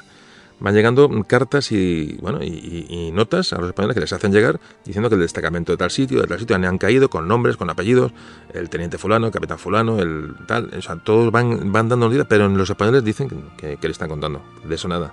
Les llega otra carta de otro cura diciendo que por favor que dejen la misión, que la guerra ha terminado, que no hay ningún motivo para seguir combatiendo, que Manila ha caído, tal. Y los españoles directamente leen la carta entre todos y no hacen caso. Además parece que comparten la lectura de la carta con los soldados, con tal, y están decididos a no creerse nada porque están convencidos que los filipinos están haciendo una treta para hacerle salir de la iglesia y quedarse con su armamento y en fin, no están dispuestos a ceder la iglesia, salvo que se enteren de una manera real y fehaciente de que la rendición se ha producido.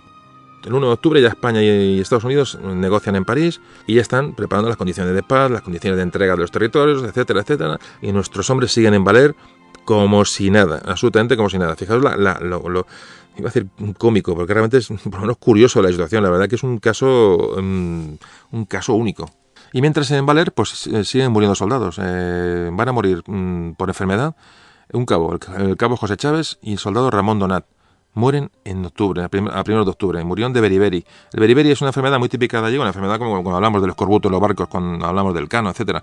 Son muertes por falta de vitaminas, de comida fresca. En este caso, la falta de vitamina B1. Además, son muertes muy complicadas porque tienen problemas nerviosos, problemas cardíacos. Son muertes complicadas, muertes muy duras. El médico de los españoles tenía un doctor, el doctor Vigil de Quiñones. Parece que también cayó enfermo. Y el día 18 de octubre muere el segundo teniente, el teniente Zayas, con lo cual el jefe del destacamento va a pasar a manos de la jefatura del destacamento de soldados, va a pasar a manos del teniente Martín Cerezo.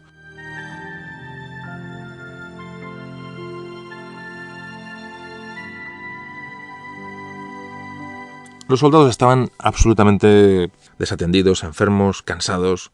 Llegaron a mezclar las guardias, las hacían soldados sanos con soldados enfermos para compensar un poco los unos con los otros. De hecho, se ayudaban y se sentaban en sillas. Soldados hacían guardias sentados en sillas porque no se tenían en pie.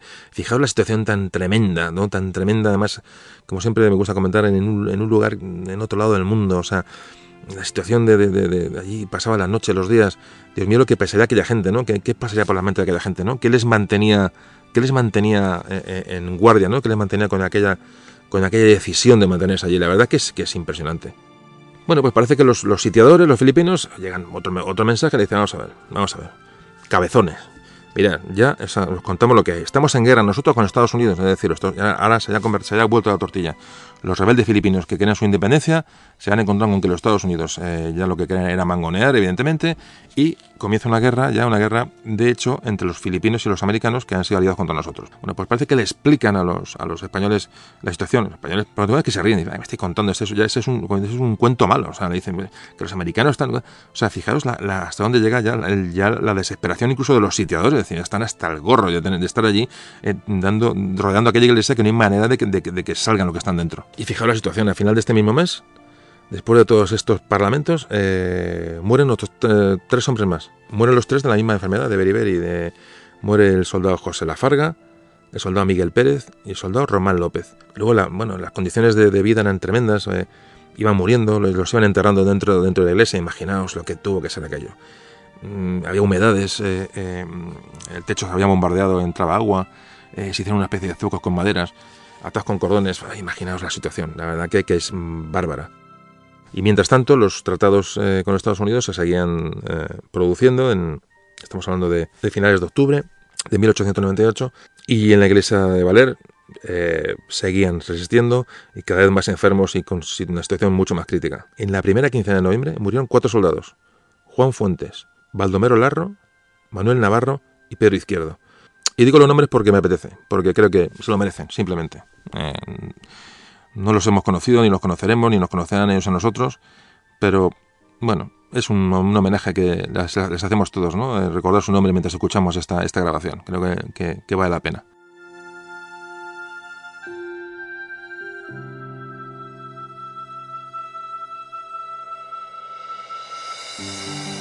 El capitán Las Morenas estaba enfermo de beriberi.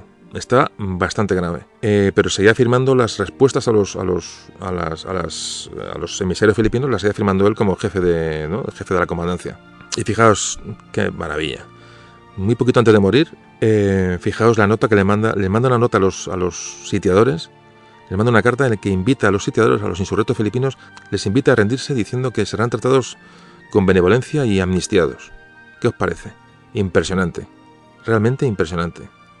Y además, como decimos, el capitán, el teniente, otros, que eran un núcleo de gente, eran un grupo, eran un equipo, eran España metido dentro de una iglesia, ese espíritu que no sabemos de dónde sale, y sale. Ya digo, que no solamente que hay un jefe que que está loco, y no, es que están, luego hablan de, aunque hubo deserciones, no hubo muchas para las que puede haber habido, pero fijaos lo que estamos hablando, es que era un espíritu de unión de aquellos hombres que desborda todo lo conocido. O sea, es realmente por eso el hecho de los últimos de Filipinas, bueno, merece la pena contarlo con un poquito más de detalle de lo que hemos hecho otras cosas. Pues nada, los filipinos leen la carta del capitán Las Morenas, imaginaos, bueno, pues parece ser que les insultaban, o sea, evidentemente hablaban todos castellano, hablaban todos español.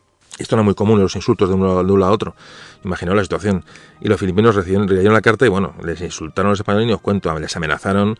¿Qué está diciendo? O sea, imaginaos la situación del que lee, que están hasta el gorro de ellos, quieren irse de allí, quieren abandonar Valer, porque además los americanos pueden avanzar, pueden cogerles por sorpresa a los filipinos, o sea, están en guerra con los americanos, no lo olvidemos. Están en una situación que puede ser de riesgo incluso para ellos mismos y quieren sacar ahí el destacamento español como sea.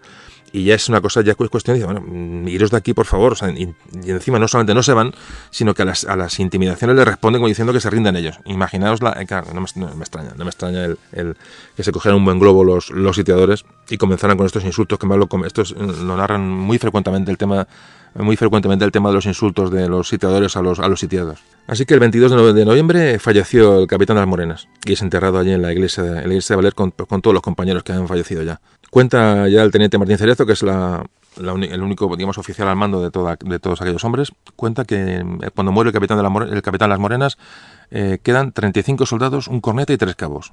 Y habla que están casi todos enfermos, que apenas tienen víveres y aunque lo que sí tienen es munición para seguir resistiendo, pero que están en una situación absolutamente límite.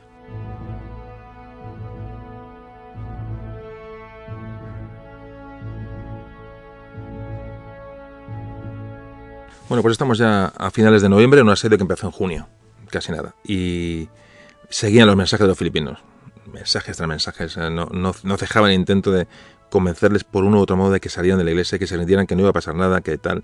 Imposible. Seguían, y tras los mensajes y las respuestas negativas, pues volvían los ataques, volvían los momentos de tensión, los muertos, claro, parece la situación, dice, bueno, que el sitiador y el sitiado parece que están de broma, no, se estaban matando unos a otros. Los filipinos tuvieron muchos muertos durante este sitio. Hemos hablado de los muertos españoles, pero los filipinos tuvieron muchas bajas, ¿no? El teniente Martín Cerezo lo que hacía ya es rechazar los mensajeros, no quiere escuchar nada. Me van a mentir, me van a intentar engañar, todo lo que me mandan es mentira, y ya empezó a rechazar a los sitiados.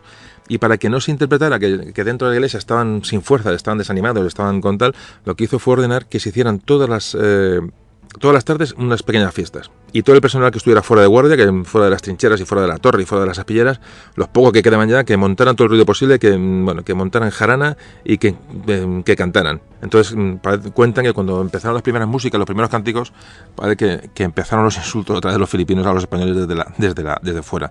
Empezaron a insultar y de ahí pasaron a los disparos. O sea que lo que animó a los sitiados fue eso, decir, les estamos mosqueando. Fijaos, no es guerra psicológica, realmente yo creo que es prácticamente desesperación, ¿no? Y mientras esto ocurría, pues los filipinos se fueron acercando poco a poco, cavando trincheras hacia las trincheras españolas, casas más cercanas, como te comentaba, las siguieron fortificando, de cara, como digo, a asaltar la iglesia de una manera definitiva. ¿Qué hacen los españoles? Pues dos soldados, enfermos, cansados, se ofrecen voluntarios para salir y prender fuego a las casas que están reforzando los filipinos, lo que ya hicieron unos meses antes. Los soldados son Juan Chamizo y José Alcaide. Bueno, pues estos dos hombres, evidentemente animados, no se sabe por qué, por compañerismo, por todo, ¿no? Lo que hacen es se ofrecen voluntarios y dicen, vamos, salimos fuera y vamos a intentar quemar las casas de tal. Y efectivamente, y lo consiguen. Nos metemos en diciembre. Entonces en diciembre y fallece otro soldado, Rafael Alonso, también de Beriberi. Al morir este hombre, pues para levantar un poco la moral, el Día de la Inmaculada, la que es fiesta en España, pues manda a hacer unos buñuelos y parece que les da unas latas de sardinas y café a toda la gente. Bueno, y parece que aquello pues se toma no dejar un motivo festivo, un motivo de reunión entre ellos.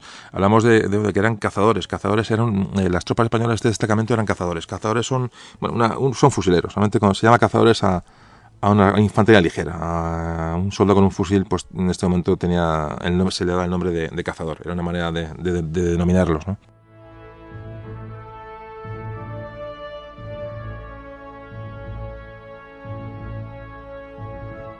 Y estamos en diciembre. En diciembre ya se firma el Tratado de París. Es decir, ya no es que la guerra ha acabado, que Manila ha caído, que No. O sea, ya se ha firmado un tratado hispano-norteamericano, en el cual, sino que ya se ha repartido todo el bacalao.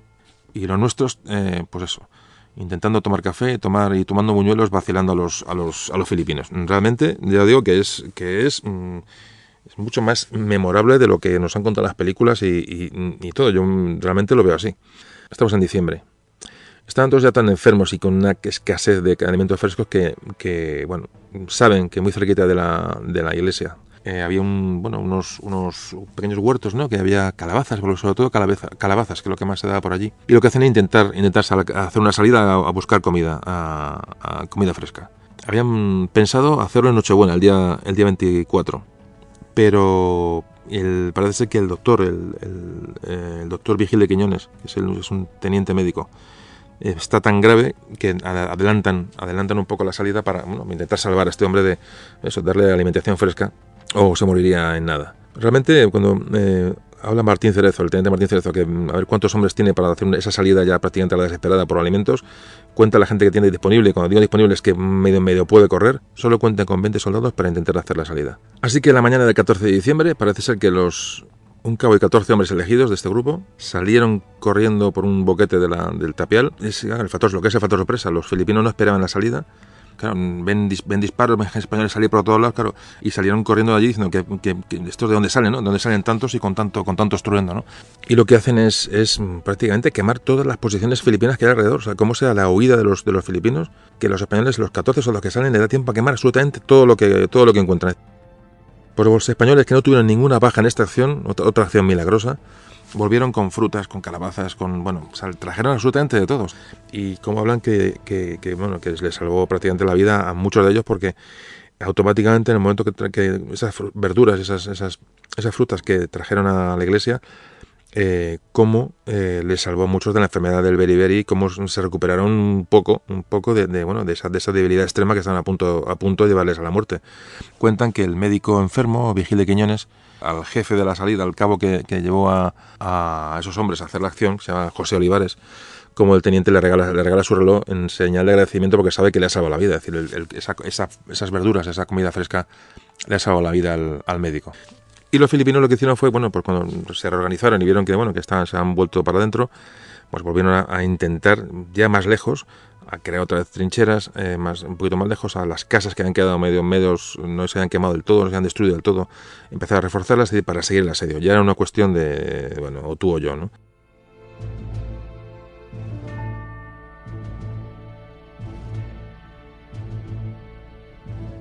Y bueno, os preguntaréis, bueno, y los españoles que hay en Manila, aunque los americanos ya habían tomado Manila, quedaban autoridades españolas y, bueno, había guarnición española ya rendida, evidentemente, en Manila, esperando a ser evacuada. La guerra había terminado, estaba todo ya más que vendido. Bueno, pues en Manila, en diciembre, a mitad de diciembre, no se sabía nada de lo de Valer, es decir, no se conocía que estaban aquellos hombres allí. Es más, uno de los desertores, ese sanitario que desertó el primer día, ¿os acordáis? Un filipino, había llegado por visto a Manila y había dicho que los españoles se habían rendido en octubre. No sé por qué dio aquella noticia, pero bueno, pues dijeron, vale, pues Valer se ha rendido en octubre. Fue a últimos de diciembre es cuando llegan noticias de que los hombres de Valer estaban resistiendo todavía a la iglesia. Hablamos ya muy metidos en diciembre. En este mismo diciembre cuentan que los filipinos, fijaros ya lo que llegaron a utilizar, llegaron a lo que los españoles dijeron que eran reclamos femeninos. Pues llegaron allí filipinas medio desnudas, llamando a los españoles. O sea, imaginaos ya lo que intentaron los filipinos. O sea, estaban desesperados. Para ya intentar esto, que estaban muy desesperados. Y como Martín Cerezo, el teniente español, textualmente dice: la situación lamentabilísima en que vivíamos quitábale su poder al reclamo femenino. Nos guardaba muy bien contra la sensualidad y sus deseos. Es decir, no estaba el horno para bollos. Fijaos lo que llega a decir el teniente. Sí, poned lo que queráis, que nosotros bastante tenemos con mantenerlo de pie, ¿no?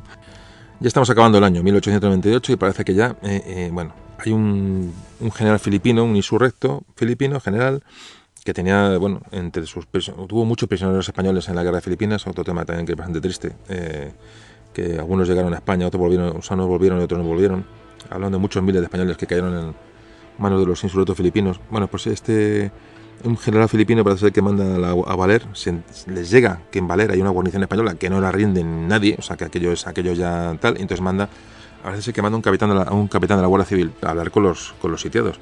Ni caso, tampoco fructifica la historia. O sea que no le creen, es decir, creen que se han pasado al lado filipino, que están amenazados, es decir, no se fían, y hasta que no tengan una prueba realmente tangible de que tienen que rendirse, que España ha perdido a las Filipinas y que la situación es la que les cuentan, los españoles ni se plantean salir de la iglesia, pero es que ni se lo plantean. Cuentan después que los españoles en Nochebuena llegan a Navidades y celebraron la cena de Nochebuena con calabaza, hicieron un dulce de cáscara de naranja y con café. Pasa que el arroz, cuentan que se estaba acabando el arroz, es decir, ya las condiciones empiezan a ser muy, muy, muy complicadas, más de lo que lo eran hasta entonces.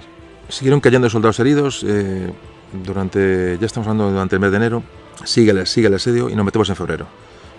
Hemos quitado un mes de un plumazo, pero imaginaos un mes en aquellas condiciones.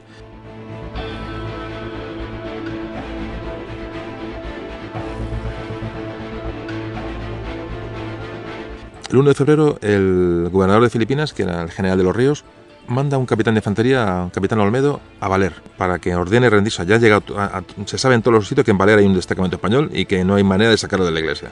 Pero bueno, este general manda a este capitán para decir: vete para allá y a ver qué puedes hacer con aquellos, y que salgan, diles que salgan, que ya está bien. El capitán Olmedo llega allí, parece ser de paisano, y bueno, se presenta ante los españoles. Justamente esos días había muerto otro soldado, el soldado José Saús, había muerto de beriberi también. Imaginaos si se iban muriendo de la misma enfermedad, es decir, las situaciones de sanidad dentro de la iglesia eran absolutamente inexistentes. Bueno, pues llega este capitán Olmedo y va a parlamentar con los españoles, y se sube a la torre de la iglesia el teniente Martín Cerezo, el jefe del destacamento, y le dice al capitán Olmedo, dice: no, soy yo aquí el oficial al mando, dice, porque el capitán Las Morenas no recibe a nadie. Todos recordáis que el capitán Las Morenas haya muerto hacía ya tiempo, ¿no?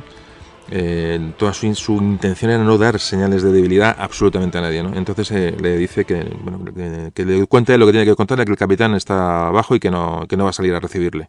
El capitán Olmedo le dice al teniente Martín Cerezo que trae un mensaje del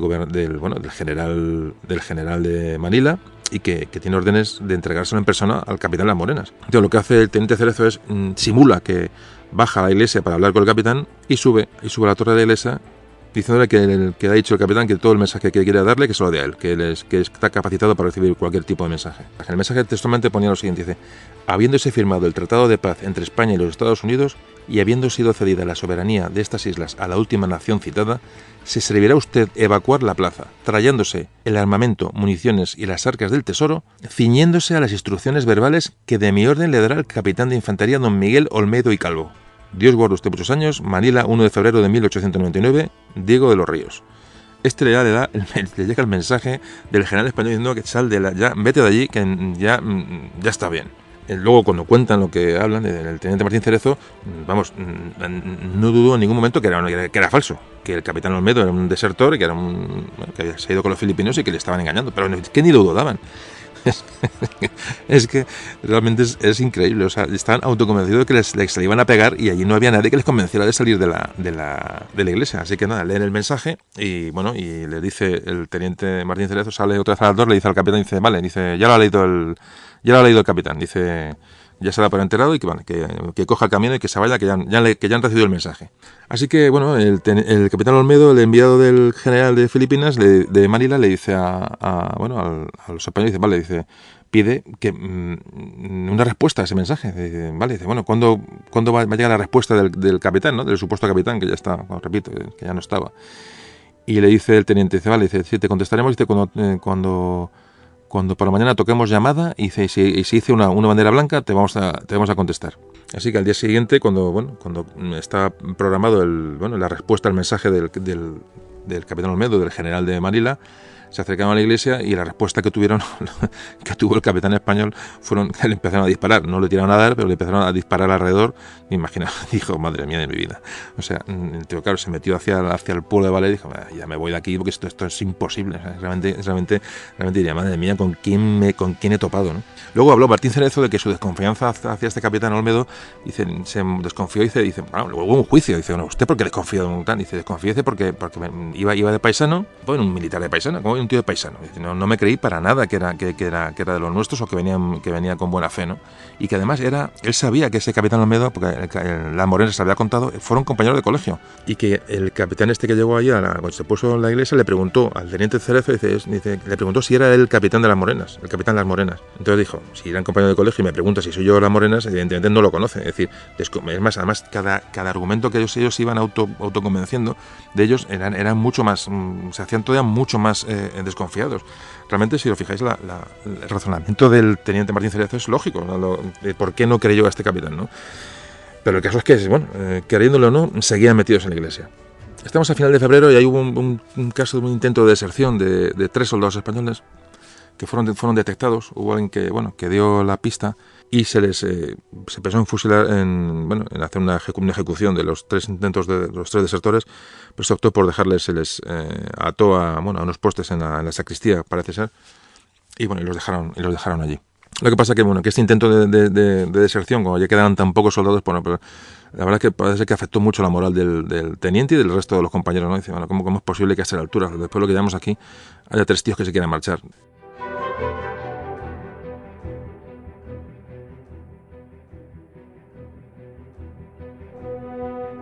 Nos metemos ya en marzo, finales de marzo, ya cómo será el asunto que ya el propio Aguinaldo, es decir, el líder filipino independentista, que estaba combatiendo ya con los americanos en todas Filipinas, les llega a los oídos del tema de Valer. Ya lo sabía, pero ya dice, vamos a ver, ¿qué hacemos con estos tíos? Y el de Filipinas y demás. Entonces les cede un cañón más moderno, más potente a los sitiadores filipinos para acabar ya con la resistencia de la iglesia. Asientan el cañón en las cercanías de la iglesia, como pueden, porque los españoles tienen unas trincheras de avanzada que les permitía disparar sobre cualquier cosa que se moviera cerca. Bueno, pues tuvieron la cuestión de que los artilleros filipinos que venían al mando del cañón, que son los que lo sabían manejar y que tenían la puntería y tenían la instrucción sobre el cañón, son muertos por los que están montando el cañón, son disparados por los españoles y caen muertos los artilleros del cañón. Parece ser que hace una serie de disparos, a la munición se les acaba, no piensan que le va a hacer falta más munición para acabar con aquella iglesia y se quedan sin munición. O sea, imaginaos la cuestión. O sea, también son cuestiones de suerte, porque realmente con un cañón un poco más potente empiezan a disparar contra una puerta en la iglesia y evidentemente lo sacan de allí. Pero hasta eso supieron defenderse y salieron y siguieron adelante con su resistencia dentro de aquellos 4 muros. Hablan que ya estamos en abril. Se les está acabando prácticamente, pues las judías se les acaban, dicen que se les acaba el tocino, casi se les acaba el café, y llega un momento en que los sitiados, Martín Cerezo, se plantean la rendición porque es que no pueden aguantar más. Entre ellos creen que ya va a ser un deshonor, que esperan que llegue alguien de españoles a sacarles de allí, convencidos que España sigue en Filipinas, que siguen en guerra y que los filipinos van a ser barridos de allí, que van a salir de la iglesia. El convencimiento está grande que mantienen todavía, a pesar de esta situación, mantienen el tipo. Y por estas fechas ya llega un momento en que los españoles que hay en Manila, los políticos españoles, los gobernantes españoles, parece ser que por mediación del arzobispo de Manila contactan con las autoridades americanas, con los estadounidenses, para decir que por favor vayan a Valer y que consigan que la gente salga de aquella iglesia y que se rindan. Que alguien les cuente y dice, a ver, siguiendo leyendo a los americanos. Y tal, se creen que esto se ha acabado. O sea, realmente ya no saben qué hacer, porque claro, además están a una gran distancia, como antes os comentaba, ya empieza a ser un mito lo de la gente que hay allí en Valer, ya empieza a ser, conocido que hay una iglesia aguantando. Más, imagino que estos rumores se van acrecentando, ya hasta el punto de decírselo a los americanos para que manden allí un barco y por favor que intenten traérselos para acá. Pensando que si no se rendían ante los filipinos, sí lo harían ante los americanos. Y dice, vamos a ver si mandando aquí a los yanquis, estos se salen de la iglesia de una santa vez. Así que los Estados Unidos mandan una cañonera, la Yorktown, que estaba sirviendo la zona, y el capitán del barco llevaba un mensaje para entregárselo en mano a los españoles para convencerles de que dejaran ya de resistir y que abandonaran la iglesia. Pues imaginaos, llegó el barco a la bahía de Valer, dispararon los cañones, ¿no? los americanos para dar que estaban allí, y los españoles interpretan aquellos cañonazos como un barco español que viene a rescatarles. Y ten en cuenta que el barco empezó a iluminar con sus reflectores la costa, a intentar investigar a ver dónde estaba la iglesia, no sabían exactamente dónde estaba, y los españoles lo toman como unas señales de un barco español que les viene a liberar. Y parece que esa noche ni duermen, ya están en un grado de emoción y de alegría que ni os cuento. O sea, por fin, ya dicen, teníamos razón, los españoles están aquí, o sea, hemos aguantado aquí porque ya los tenemos aquí al lado. Bueno, pues los americanos desembarcan en la bahía de Valer, parece que tienen hacen un parlamento con los filipinos, con los cuales estaban en guerra, no lo olvidemos, y les cuentan que vienen a sacar a los españoles de allí. Parece ser que los filipinos les ponen tantas facilidades a los americanos para cumplir esa misión, que los americanos sospechan, dicen, no puede ser. De hecho, se tiene una emboscada filipina porque parece que les facilitan mucho, demasiado les facilitan la cuestión para llegar a Valer y llevarse a los españoles. Así que el capitán del Yorktown lo que hace es, dice, vamos a ver realmente cómo están en Valer. Entonces quiere mandar 2 personas, dos militares, a que en silencio, a escondidas, sigilosamente se acercan hasta el pueblo de Valer y vean qué hay allí, si están los españoles, si no están, cuántos filipinos hay, es decir, un poco una labor de espionaje sobre el lugar, y para distraer a los filipinos que les puedan a estos entorpecer la misión, manda una lancha por el río que desemboca en la bahía de Valer, manda una lancha armada con una ametralladora, manda muy bien armada, para que los filipinos acudan a por esa lancha y mientras los otros hagan una incursión y informen de lo que pasa en Valer. Con la mala suerte de que la lancha es sorprendida en una emboscada de los filipinos, parece que hay muertos ahí y tal, entonces son detenidos los americanos que iban en esa lancha de señuelo y como digo, son apresados. Al día siguiente el barco sigue allí y parece que el teniente Martín Cerezo lo coordina a los españoles a disparar una serie de descargas como a tipo de señal para que el barco sepa que están vivos. Entonces llegó la siguiente noche, el barco seguía fondeado en la bahía, parece que lanzaba con los focos iluminaba la zona, los españoles intentaron responder a las señales de aquel foco con unas antorchas, pero evidentemente, a medianoche se apagaron los focos del barco y el Yorktown abandonó la bahía de Valer. Y los españoles se quedaron, pues evidentemente, imaginaos la decepción y la angustia, ¿no?, de ver que como aquella posibilidad de salir allí se les iba.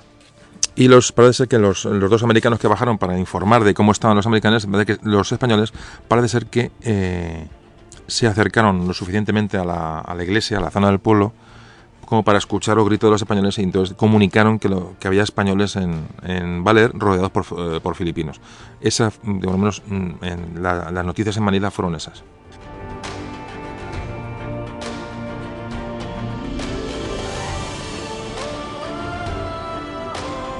Resulta que llegan los americanos que detuvieron de aquella lancha. Hubo 2 o 3 muertos, por lo visto, en aquella emboscada, varios heridos. Bueno, pues son apresados por los filipinos, los americanos. Recuerdo que estaban en guerra.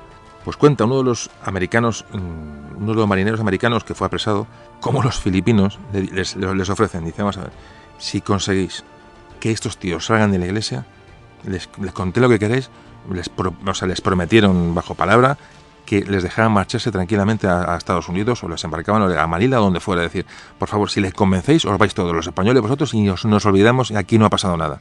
O sea, fijaros, el grado ya de desesperación de los filipinos. Dice, por favor, decir que se vayan. O sea, os lo pido, por favor, a los americanos o quien sea, llevaros de aquí a esos tíos, que es que ya no llevamos aquí, ya vamos para un año, y no hay manera de sacarlos de la iglesia. Total, que los americanos... parece ser, claro, aceptan, y bueno, si conseguimos convencerles, pues que fenomenal, y nos vamos todos de aquí. Ven la situación. Entonces parece ser que cuentan los españoles, evidente que esto es cierto, porque luego cuando cuentan dice que estaban un día vigilando, bueno, en sus labores de vigilancia de la iglesia, y ven como de las trincheras filipinas sale un tío con una bandera americana. Entonces dice, ¿este tío qué hace aquí? O sea la sorpresa de todo, dice, se llama entre y dice, oye, fulano, Pepe, ¿tú estás viendo aquello? Dice, es una bandera americana. O sea, luego lo contaron los españoles cuando ya cuentan todo lo que pasó, cómo les sorprendió aquello. Bueno, ya cuando sale detrás de la bandera un tío vestido de marinero americano, y llega allí y les dice que tienen un barco preparado en la bahía para llevárselos a todos a España, y que pongan las armas, que la cosa está acabada. Pues los españoles, ¿cómo reaccionan? Pues le llamaron al americano de todo menos bonito. O sea, lo visto, le llamaron absolutamente de todo, y empezaron a dispararle, no a dar, o como pasó la otra vez, disparos de intimidación, ¿no? Para que se fuera de allí y se fuera con el cuento a otra parte. O sea, imaginaos, ya eso era imposible. O sea, los filipinos dirían, bueno, ¿qué les decimos a estos tíos para que ni americano, ni el barco, ni sus compatriotas, ni los curas, ni los frailes, ni mensajes? Aquello era imposible, ni el capitán de la Guardia Civil, ni nadie. O sea, eso ya era imposible. Era un estado ya de obcecación tan grande, que ya los filipinos evidentemente no sabían por dónde meter mano al asunto.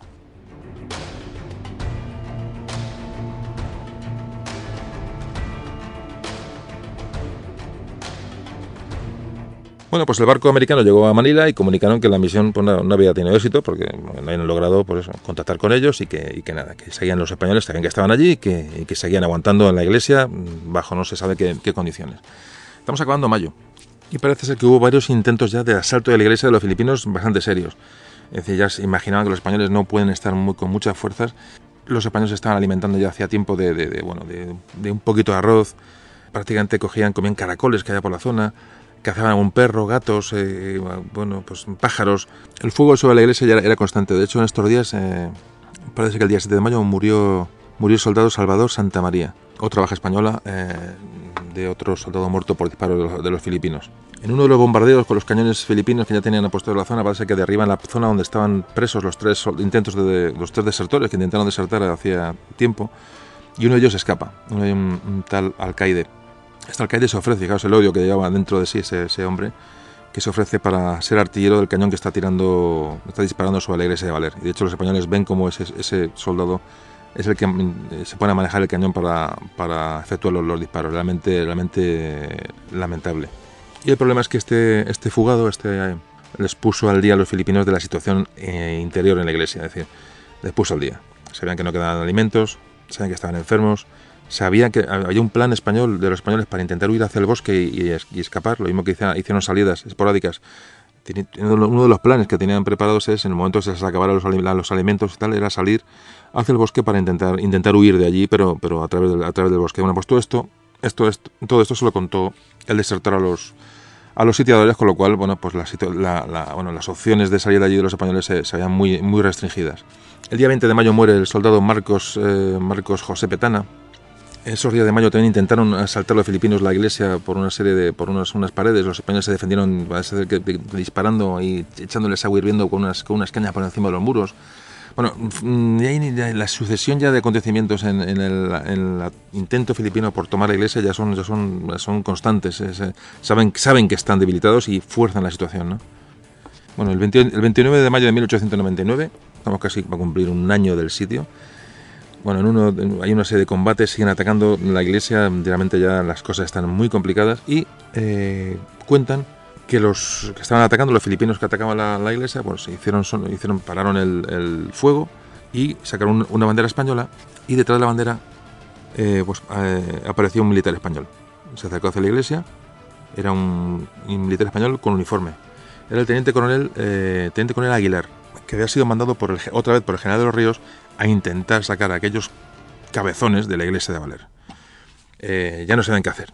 Entonces mandó a este teniente coronel y se fueran con él a Manila y dejaran aquello ya tranquilo.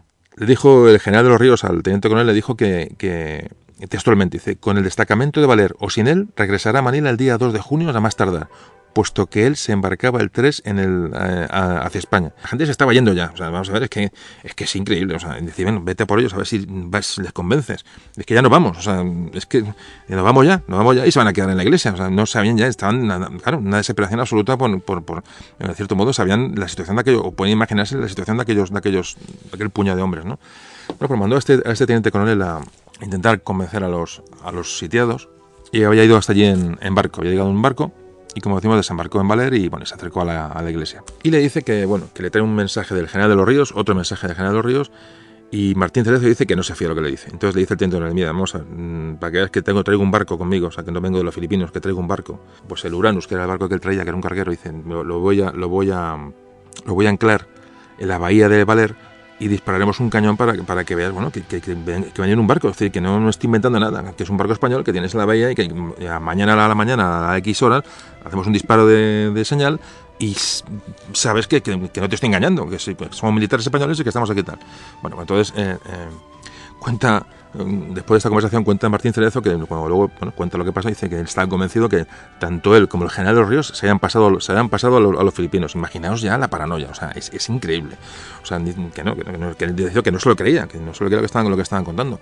Y efectivamente, al día siguiente, parece que en el 30 de mayo, este buque español hace una serie de disparos desde la bahía, y al rato aparece el teniente coronel otra vez allí en Valer, a la iglesia, y dice: ya hemos disparado, el barco es español, tal. Entonces el teniente Martín Cerezo le dice al teniente coronel enviado que haya visto la embarcación desde la torre de la iglesia, y que le dice que no se trata de ningún barco español ni de ningún mercante, sino que es un barco, es una maqueta construida por los filipinos para que pareciera un barco, y que estaba movido, o sea, poco menos que dijo que lo movían por dentro del agua, lo habían puesto y lo estaban moviendo los filipinos desde el agua, o sea, andando, empujándolo, o sea, que era una maqueta de madera. O sea, ya, bueno, impresionante, o sea, si os fijáis, ya la situación empieza a ser ya absolutamente extrema. ¿Qué capacidad de autoconvencimiento tenían los españoles para no creerse absolutamente nada de lo que les contaran? Así que el teniente Martín Cerezo le dice al teniente coronel que no le dice eso que piensa, que es una treta, sino le dice no caemos todos en el barco. Tenemos mucha munición, tenemos muchos víveres, y como la orden es salir de aquí con todos los pertrechos, ese barco no caemos todos. De alguna manera era, primero, no me fío de ti, segundo, decir, dar a conocer a los de fuera que tenían munición y alimentos para aburrir. Era una manera también de mostrar una situación de fuerza que evidentemente no existía. Pues el teniente coronel Aguilar continúa intentando convencer a los españoles. Parece que después de que dice vete y tal, sigue.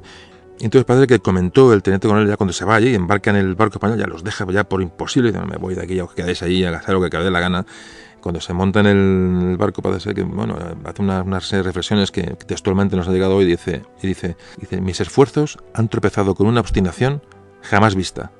Pues llega el teniente coronel a Manila y le informa a su general de lo que ha pasado. Entonces el general le manda un telegrama al ministro de la guerra. Claro, porque ya era un tema prácticamente de Estado, es decir, vamos a sacar a estos hombres de allí.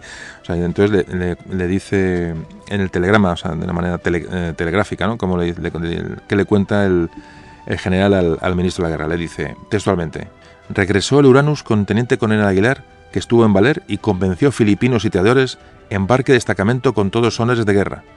Pero teniente Martín, jefe del mismo, negóse en absoluto abandono Valer a pesar de mis órdenes y razonamiento, jefe del Estado Mayor. Personalmente daré cuenta a vuestra excelencia de motivos secretos todo esto obedece.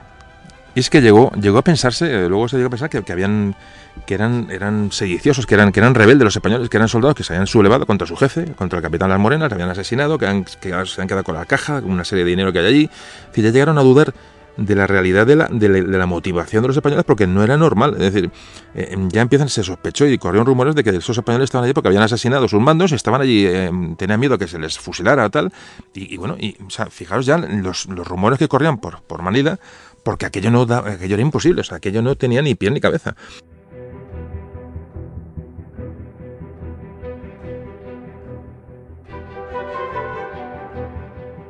Y tras la respuesta del ministro de la Guerra al general de Manila, textualmente le dice que los defensores de Valer están locos de remate. Y bueno, y nos acercamos ya al desenlace porque afortunadamente, el teniente coronel Aguilar, antes de marcharse, les dejó un paquete de periódicos. Bueno, en su afán de convencer a los sitiados, les dejaba periódicos, dejaba de todo, muestras de decir, mirad, chicos, salid de ahí, que esto se acabó hace ya mucho tiempo. Y vais ya, esto es que no tiene sentido. Tal. Entonces, lo que hace es dejarles un taco de periódicos en la puerta de la iglesia que recogen los sitiados, los meten para adentro. Eran ejemplares del periódico El Imparcial, el periódico madrileño. Y entonces parece que uno de los sacerdotes y el médico Vigil de Quiñones lo ven y creen que son auténticos. Y dice, esto no puede ser una imitación. El teniente Martín Cerezo los compara con otros y él sigue viendo que aquello es que son falsificaciones, que son muy buenas las falsificaciones, pero que son falsificaciones que les quieren hacer salir de allí. O sea, sigue con el tema. Y ya esos días se baraja la opción de salir por el bosque y huir por el bosque e intentar salvarse, pues huyendo de la iglesia. Y de hecho fijó esta acción de salida por sorpresa y huida para la noche del 1 de junio. Y cuenta que esa misma mañana, antes de iniciar la huida por la noche, primero fusiló a los 2 desertores. Reparte toda la munición que queda entre los soldados porque van a salir de allí y van a internarse en el bosque. Evidentemente se quitó el lastre de los dos traidores. Bueno, y esa mañana, antes de salir, la mañana anterior, parece ser que después de estar ya todo preparado para el intento de huida a través del bosque, el teniente Martín Cerezo empezó a leer los periódicos que había dejado el teniente coronel Aguilar eso que habían dejado por dentro, que los dio como falsos. Empezó a ojearlos, a ver, pues a distraerse, ¿no? A pasar un poco el rato para hacer tiempo. Y entonces, milagro, encuentra en un pequeño artículo en el que venía, afortunadamente, los destinos de los militares en el periódico. Fijaros qué curioso, pero venían entonces en aquella época los destinos que iban tomando los militares después de la guerra. Bueno, pues salía como que el teniente, un amigo suyo, el teniente Francisco Díaz Navarro, había sido destinado a Málaga. Y resulta que este teniente era muy amigo suyo y una vez habían hablado que le dijo, mira, yo cuando esto acabe, y te iba a pedir el traslado a Málaga con mi familia, o sea, un secreto, una confesión, lo que le hizo en un momento dado. Dice, mira, yo me voy a Málaga con mi familia, cuando esto acabe, mi ilusión es irme a Málaga, tal. Y entonces vio en Martín Cerezo que su amigo, el teniente compañero Francisco Díaz Navarro, salía destinado en Málaga. Claro, leyó aquello y dijo, esto no, evidentemente no lo ha falsificado nadie, esto es real, o sea, es que mi amigo me dijo que se iría a Málaga y aquí sale destinado como sale destinado a Málaga. Claro, automáticamente se dio cuenta de que todo lo que habían contado pues era verdad, que la guerra había acabado. Convocó automáticamente una reunión con sus hombres y que preguntó, ¿qué hacemos? Unos decían que había que seguir intentando escapando, que no se fiaban de la reacción de los filipinos cuando se rindieran. Otros decían que había que rendirse, que la cosa estaba clara, que la guerra había acabado hacía muchísimo tiempo, según leyeron en los periódicos, que la cosa no podía seguir así. Y consideran que, reúnen a los soldados, también opinan, y se acuerda que la decisión más acertada será rendirse.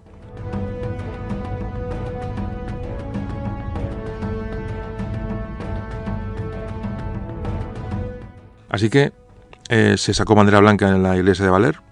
Se pidió que enviaran un emisario a los filipinos. Los filipinos dirían, ¿y ahora qué querrán estos? Y pidió el teniente Martín Cerezo que se presentara el teniente coronel Aguilar, el que había ido a dejar los periódicos, el último tal, que quería hablar con él. Los filipinos dijeron que ya se había ido hacía días y que había vuelto a Manila. Así que pidió que se le presentara ante él el mando de los sitiadores filipinos, que era un tal Simón Texon. Martín Cerezo salió de la iglesia, dijo que se rendían y redactó unos términos de rendición que son los siguientes.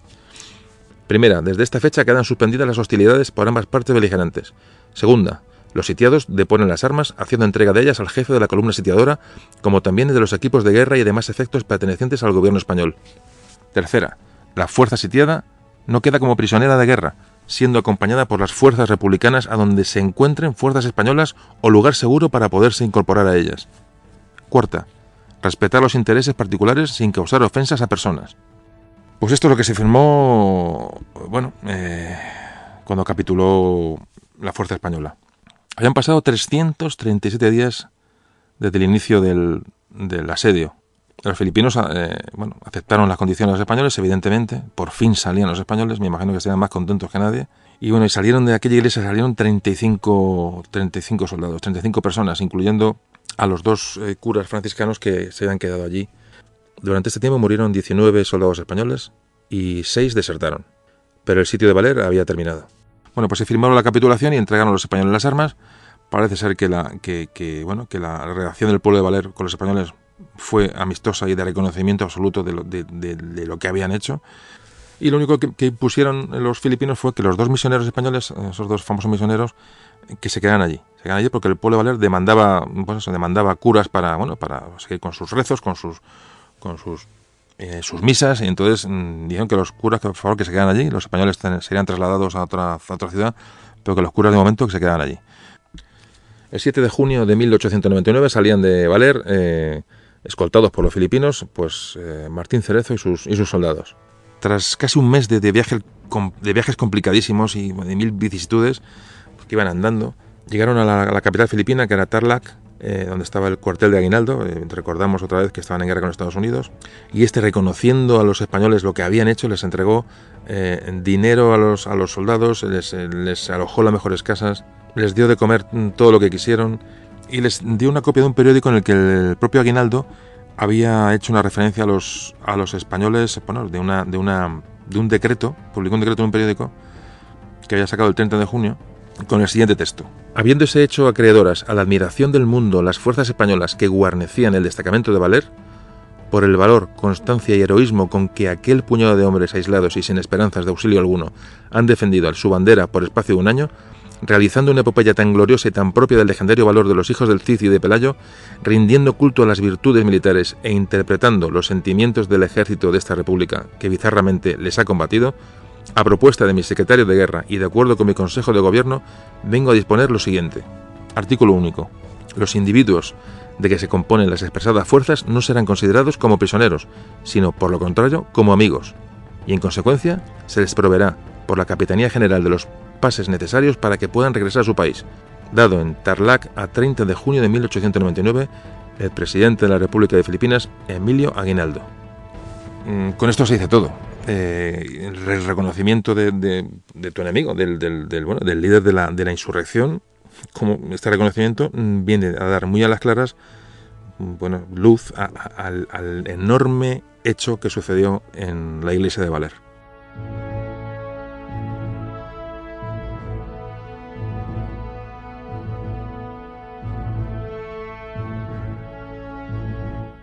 Y llegaron a Manila, donde fueron conducidos con todo tipo de honores y expectación, ¿no? Fueron alojados en Manila, recibieron un montón de homenajes. Parece ser que allí en estas recepciones que se les dio a los españoles coincidieron el teniente Martín Cerezo y el teniente coronel Aguilar, y parece ser que el teniente coronel Aguilar le dio toda la razón al teniente. Dicen, no has hecho perfecta, estaban reconocidos como auténticos héroes. Incluso los que intentaban convencerles dijeron, bueno, es increíble, ¿no? Luego ya me imagino que sea un encuentro súper emocionante ver cómo luego hablaron y cómo se encontraron y cómo, esos cambios de impresiones, ¿no? Después de este hecho tan absolutamente singular. Es un hecho que es único, realmente. Se abrieron suscripciones, parece que se hizo una obra de teatro para, que con lo que se sacara de beneficios iba a ir a los bolsillos de los españoles. Y mientras todo esto sucedía, evidentemente para aclarar la situación y lo que haya pasado allí, lo que se hace es que el ministro de la Guerra ordena, cuando se entera que ya han salido de Baler, ya me imagino que todo el mundo respiró y dice, por fin, ya era hora. Y lo que hace el ministro de la Guerra es decretar que haya una instrucción, que se haga un expediente judicial para aclarar qué pasó, qué ha llevado a estos hombres a estar un año ahí encerrados. Se nombra un instructor del caso, toma declaración a todos los supervivientes. Entonces el juez instructor lo que concluye después de cerrar el expediente, dice: no hubo acto delictivo alguno, y sí un extraordinario heroísmo.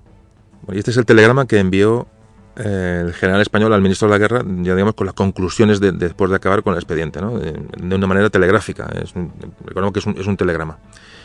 Y de esta manera tan escueta le dice al ministro de la guerra, dice: el jefe del destacamento de Valer no cumplimentó las órdenes del capitán general por no creerlas verídicas y haberse ya tratado de engañarle. Desarrollada una epidemia de beriberi, en destacamento por malas condiciones, falleció el cura párroco, el capitán Las Morenas, el teniente Juan Alonso y 18 de tropa. Sus narraciones satisfactorias. Opinión pública muy levantada en favor de destacamento que capituló el 2 de junio por falta de víveres. Telegráficamente es lo que le comunica al ministro de la guerra el general español. ¿Qué pasó después? Pues que en julio, a últimos de julio de 1899, se embarcan los supervivientes de Valer y llegan a Barcelona el 1 de septiembre de 1899. De ahí fueron a Madrid, donde fueron recibidos. Imaginaos cómo los pudieron recibir esta gente. Se había mitificado, ¿no?, el hecho, evidentemente, después de una gran derrota. Bueno, pues este hecho venía un poco a mitigar un poco el desastre social y anímico que sufría España en aquellos momentos, ¿no? Y bueno, pues se hicieron pues muy famosos. Hasta que le recibió un representante de la reina, María Cristina, le recibió el ministro de la guerra. Bueno, fue un recibimiento de estos hombres pues realmente como se merecían.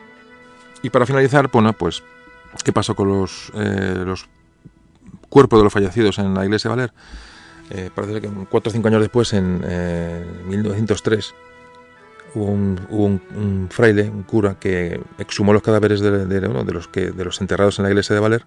Los embarcaron en un barco español junto con los restos de otros muertos en la batalla de Cavite. Eran marineros.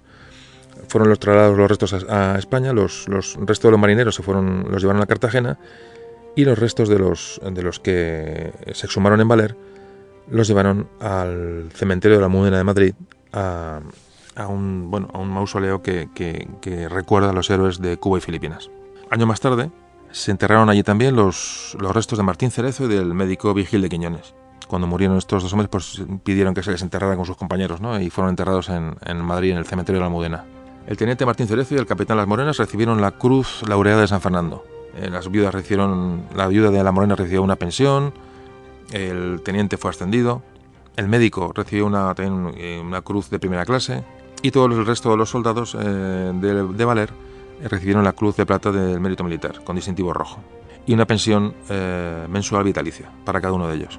Y la misma pensión de estos soldados la recibieron pues las viudas de los soldados que murieron en Valer.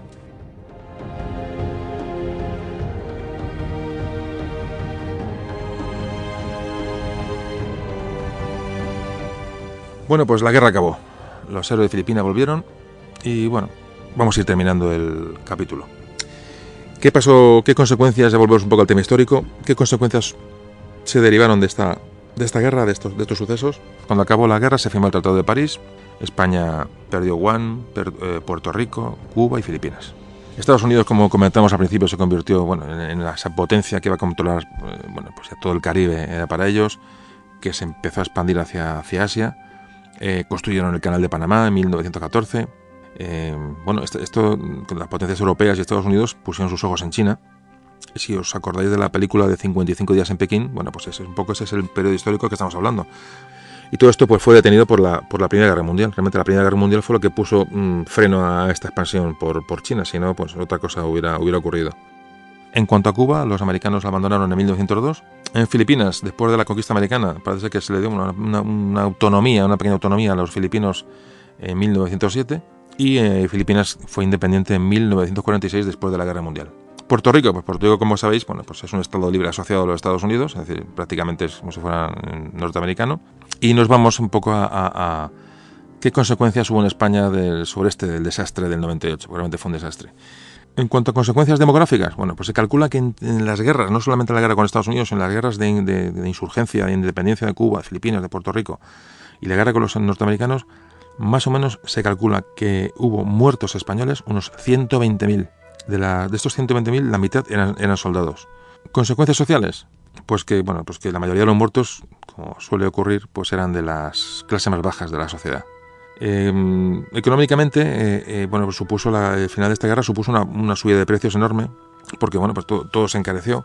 Se perdieron todos los ingresos que venían de Cuba, de Filipinas, lo que se vendía de azúcar, de cacao, el tabaco, pues todos esos productos ahora tenían que comprarse en los mercados internacionales, con lo cual el precio se multiplicó, ¿no? Políticamente, pues peor de lo que estábamos es imposible.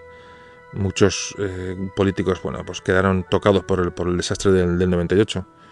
En cuanto al ejército, pues sufrió un desprestigio tremendo. Es decir, fue probablemente la institución más dañada después del 98. Y la sociedad, bueno, las causas... ¿Cómo quedó la sociedad tocada psicológicamente? ¿Cómo quedó la sociedad española? Pues fue un trauma nacional enorme. Hubo una sensación de inferioridad. Hay una impotencia, una desmoralización tremenda. España deja de ser una potencia mundial, evidentemente. Intelectualmente, pues el desastre del 98 pues creó un montón de corrientes críticas, unas reflexiones, ¿no?, sobre España, una pesadumbre, ¿no?, grande. Tenéis, lo conocéis, la generación del 98, ¿no?, a Unamuno, a Baroja, a Ramiro de Maeztu. La gente buscaba, pues, una solución a los males que tiene España y se proponía, por eso, regenerar todo, es decir, partir de cero. Vamos a ver si esto lo arreglamos entre todos, ¿no?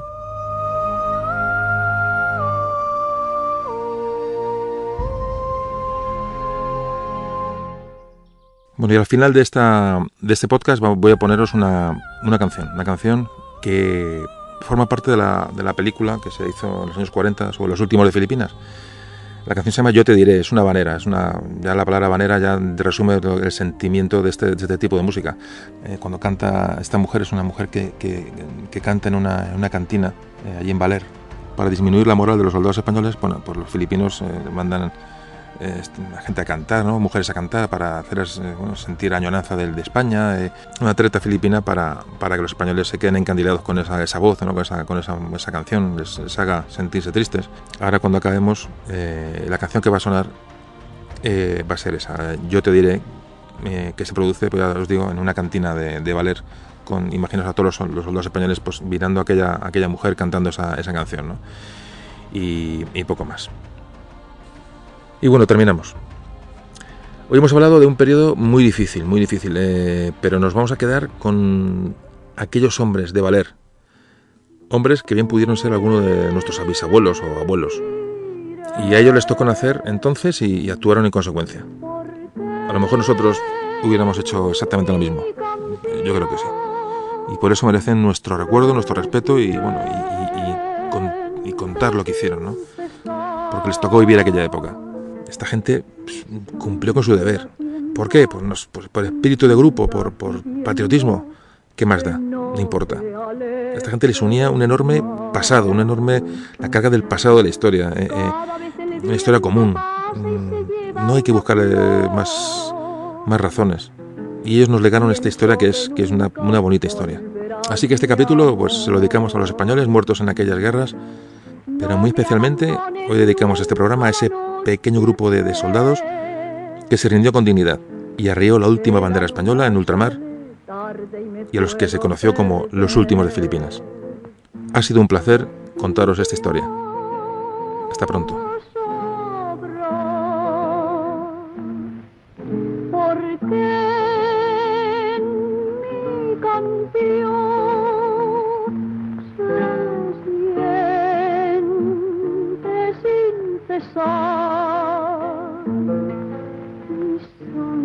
Latiendo, mi vida pidiendo que no te alejes más. Memorias de un tambor.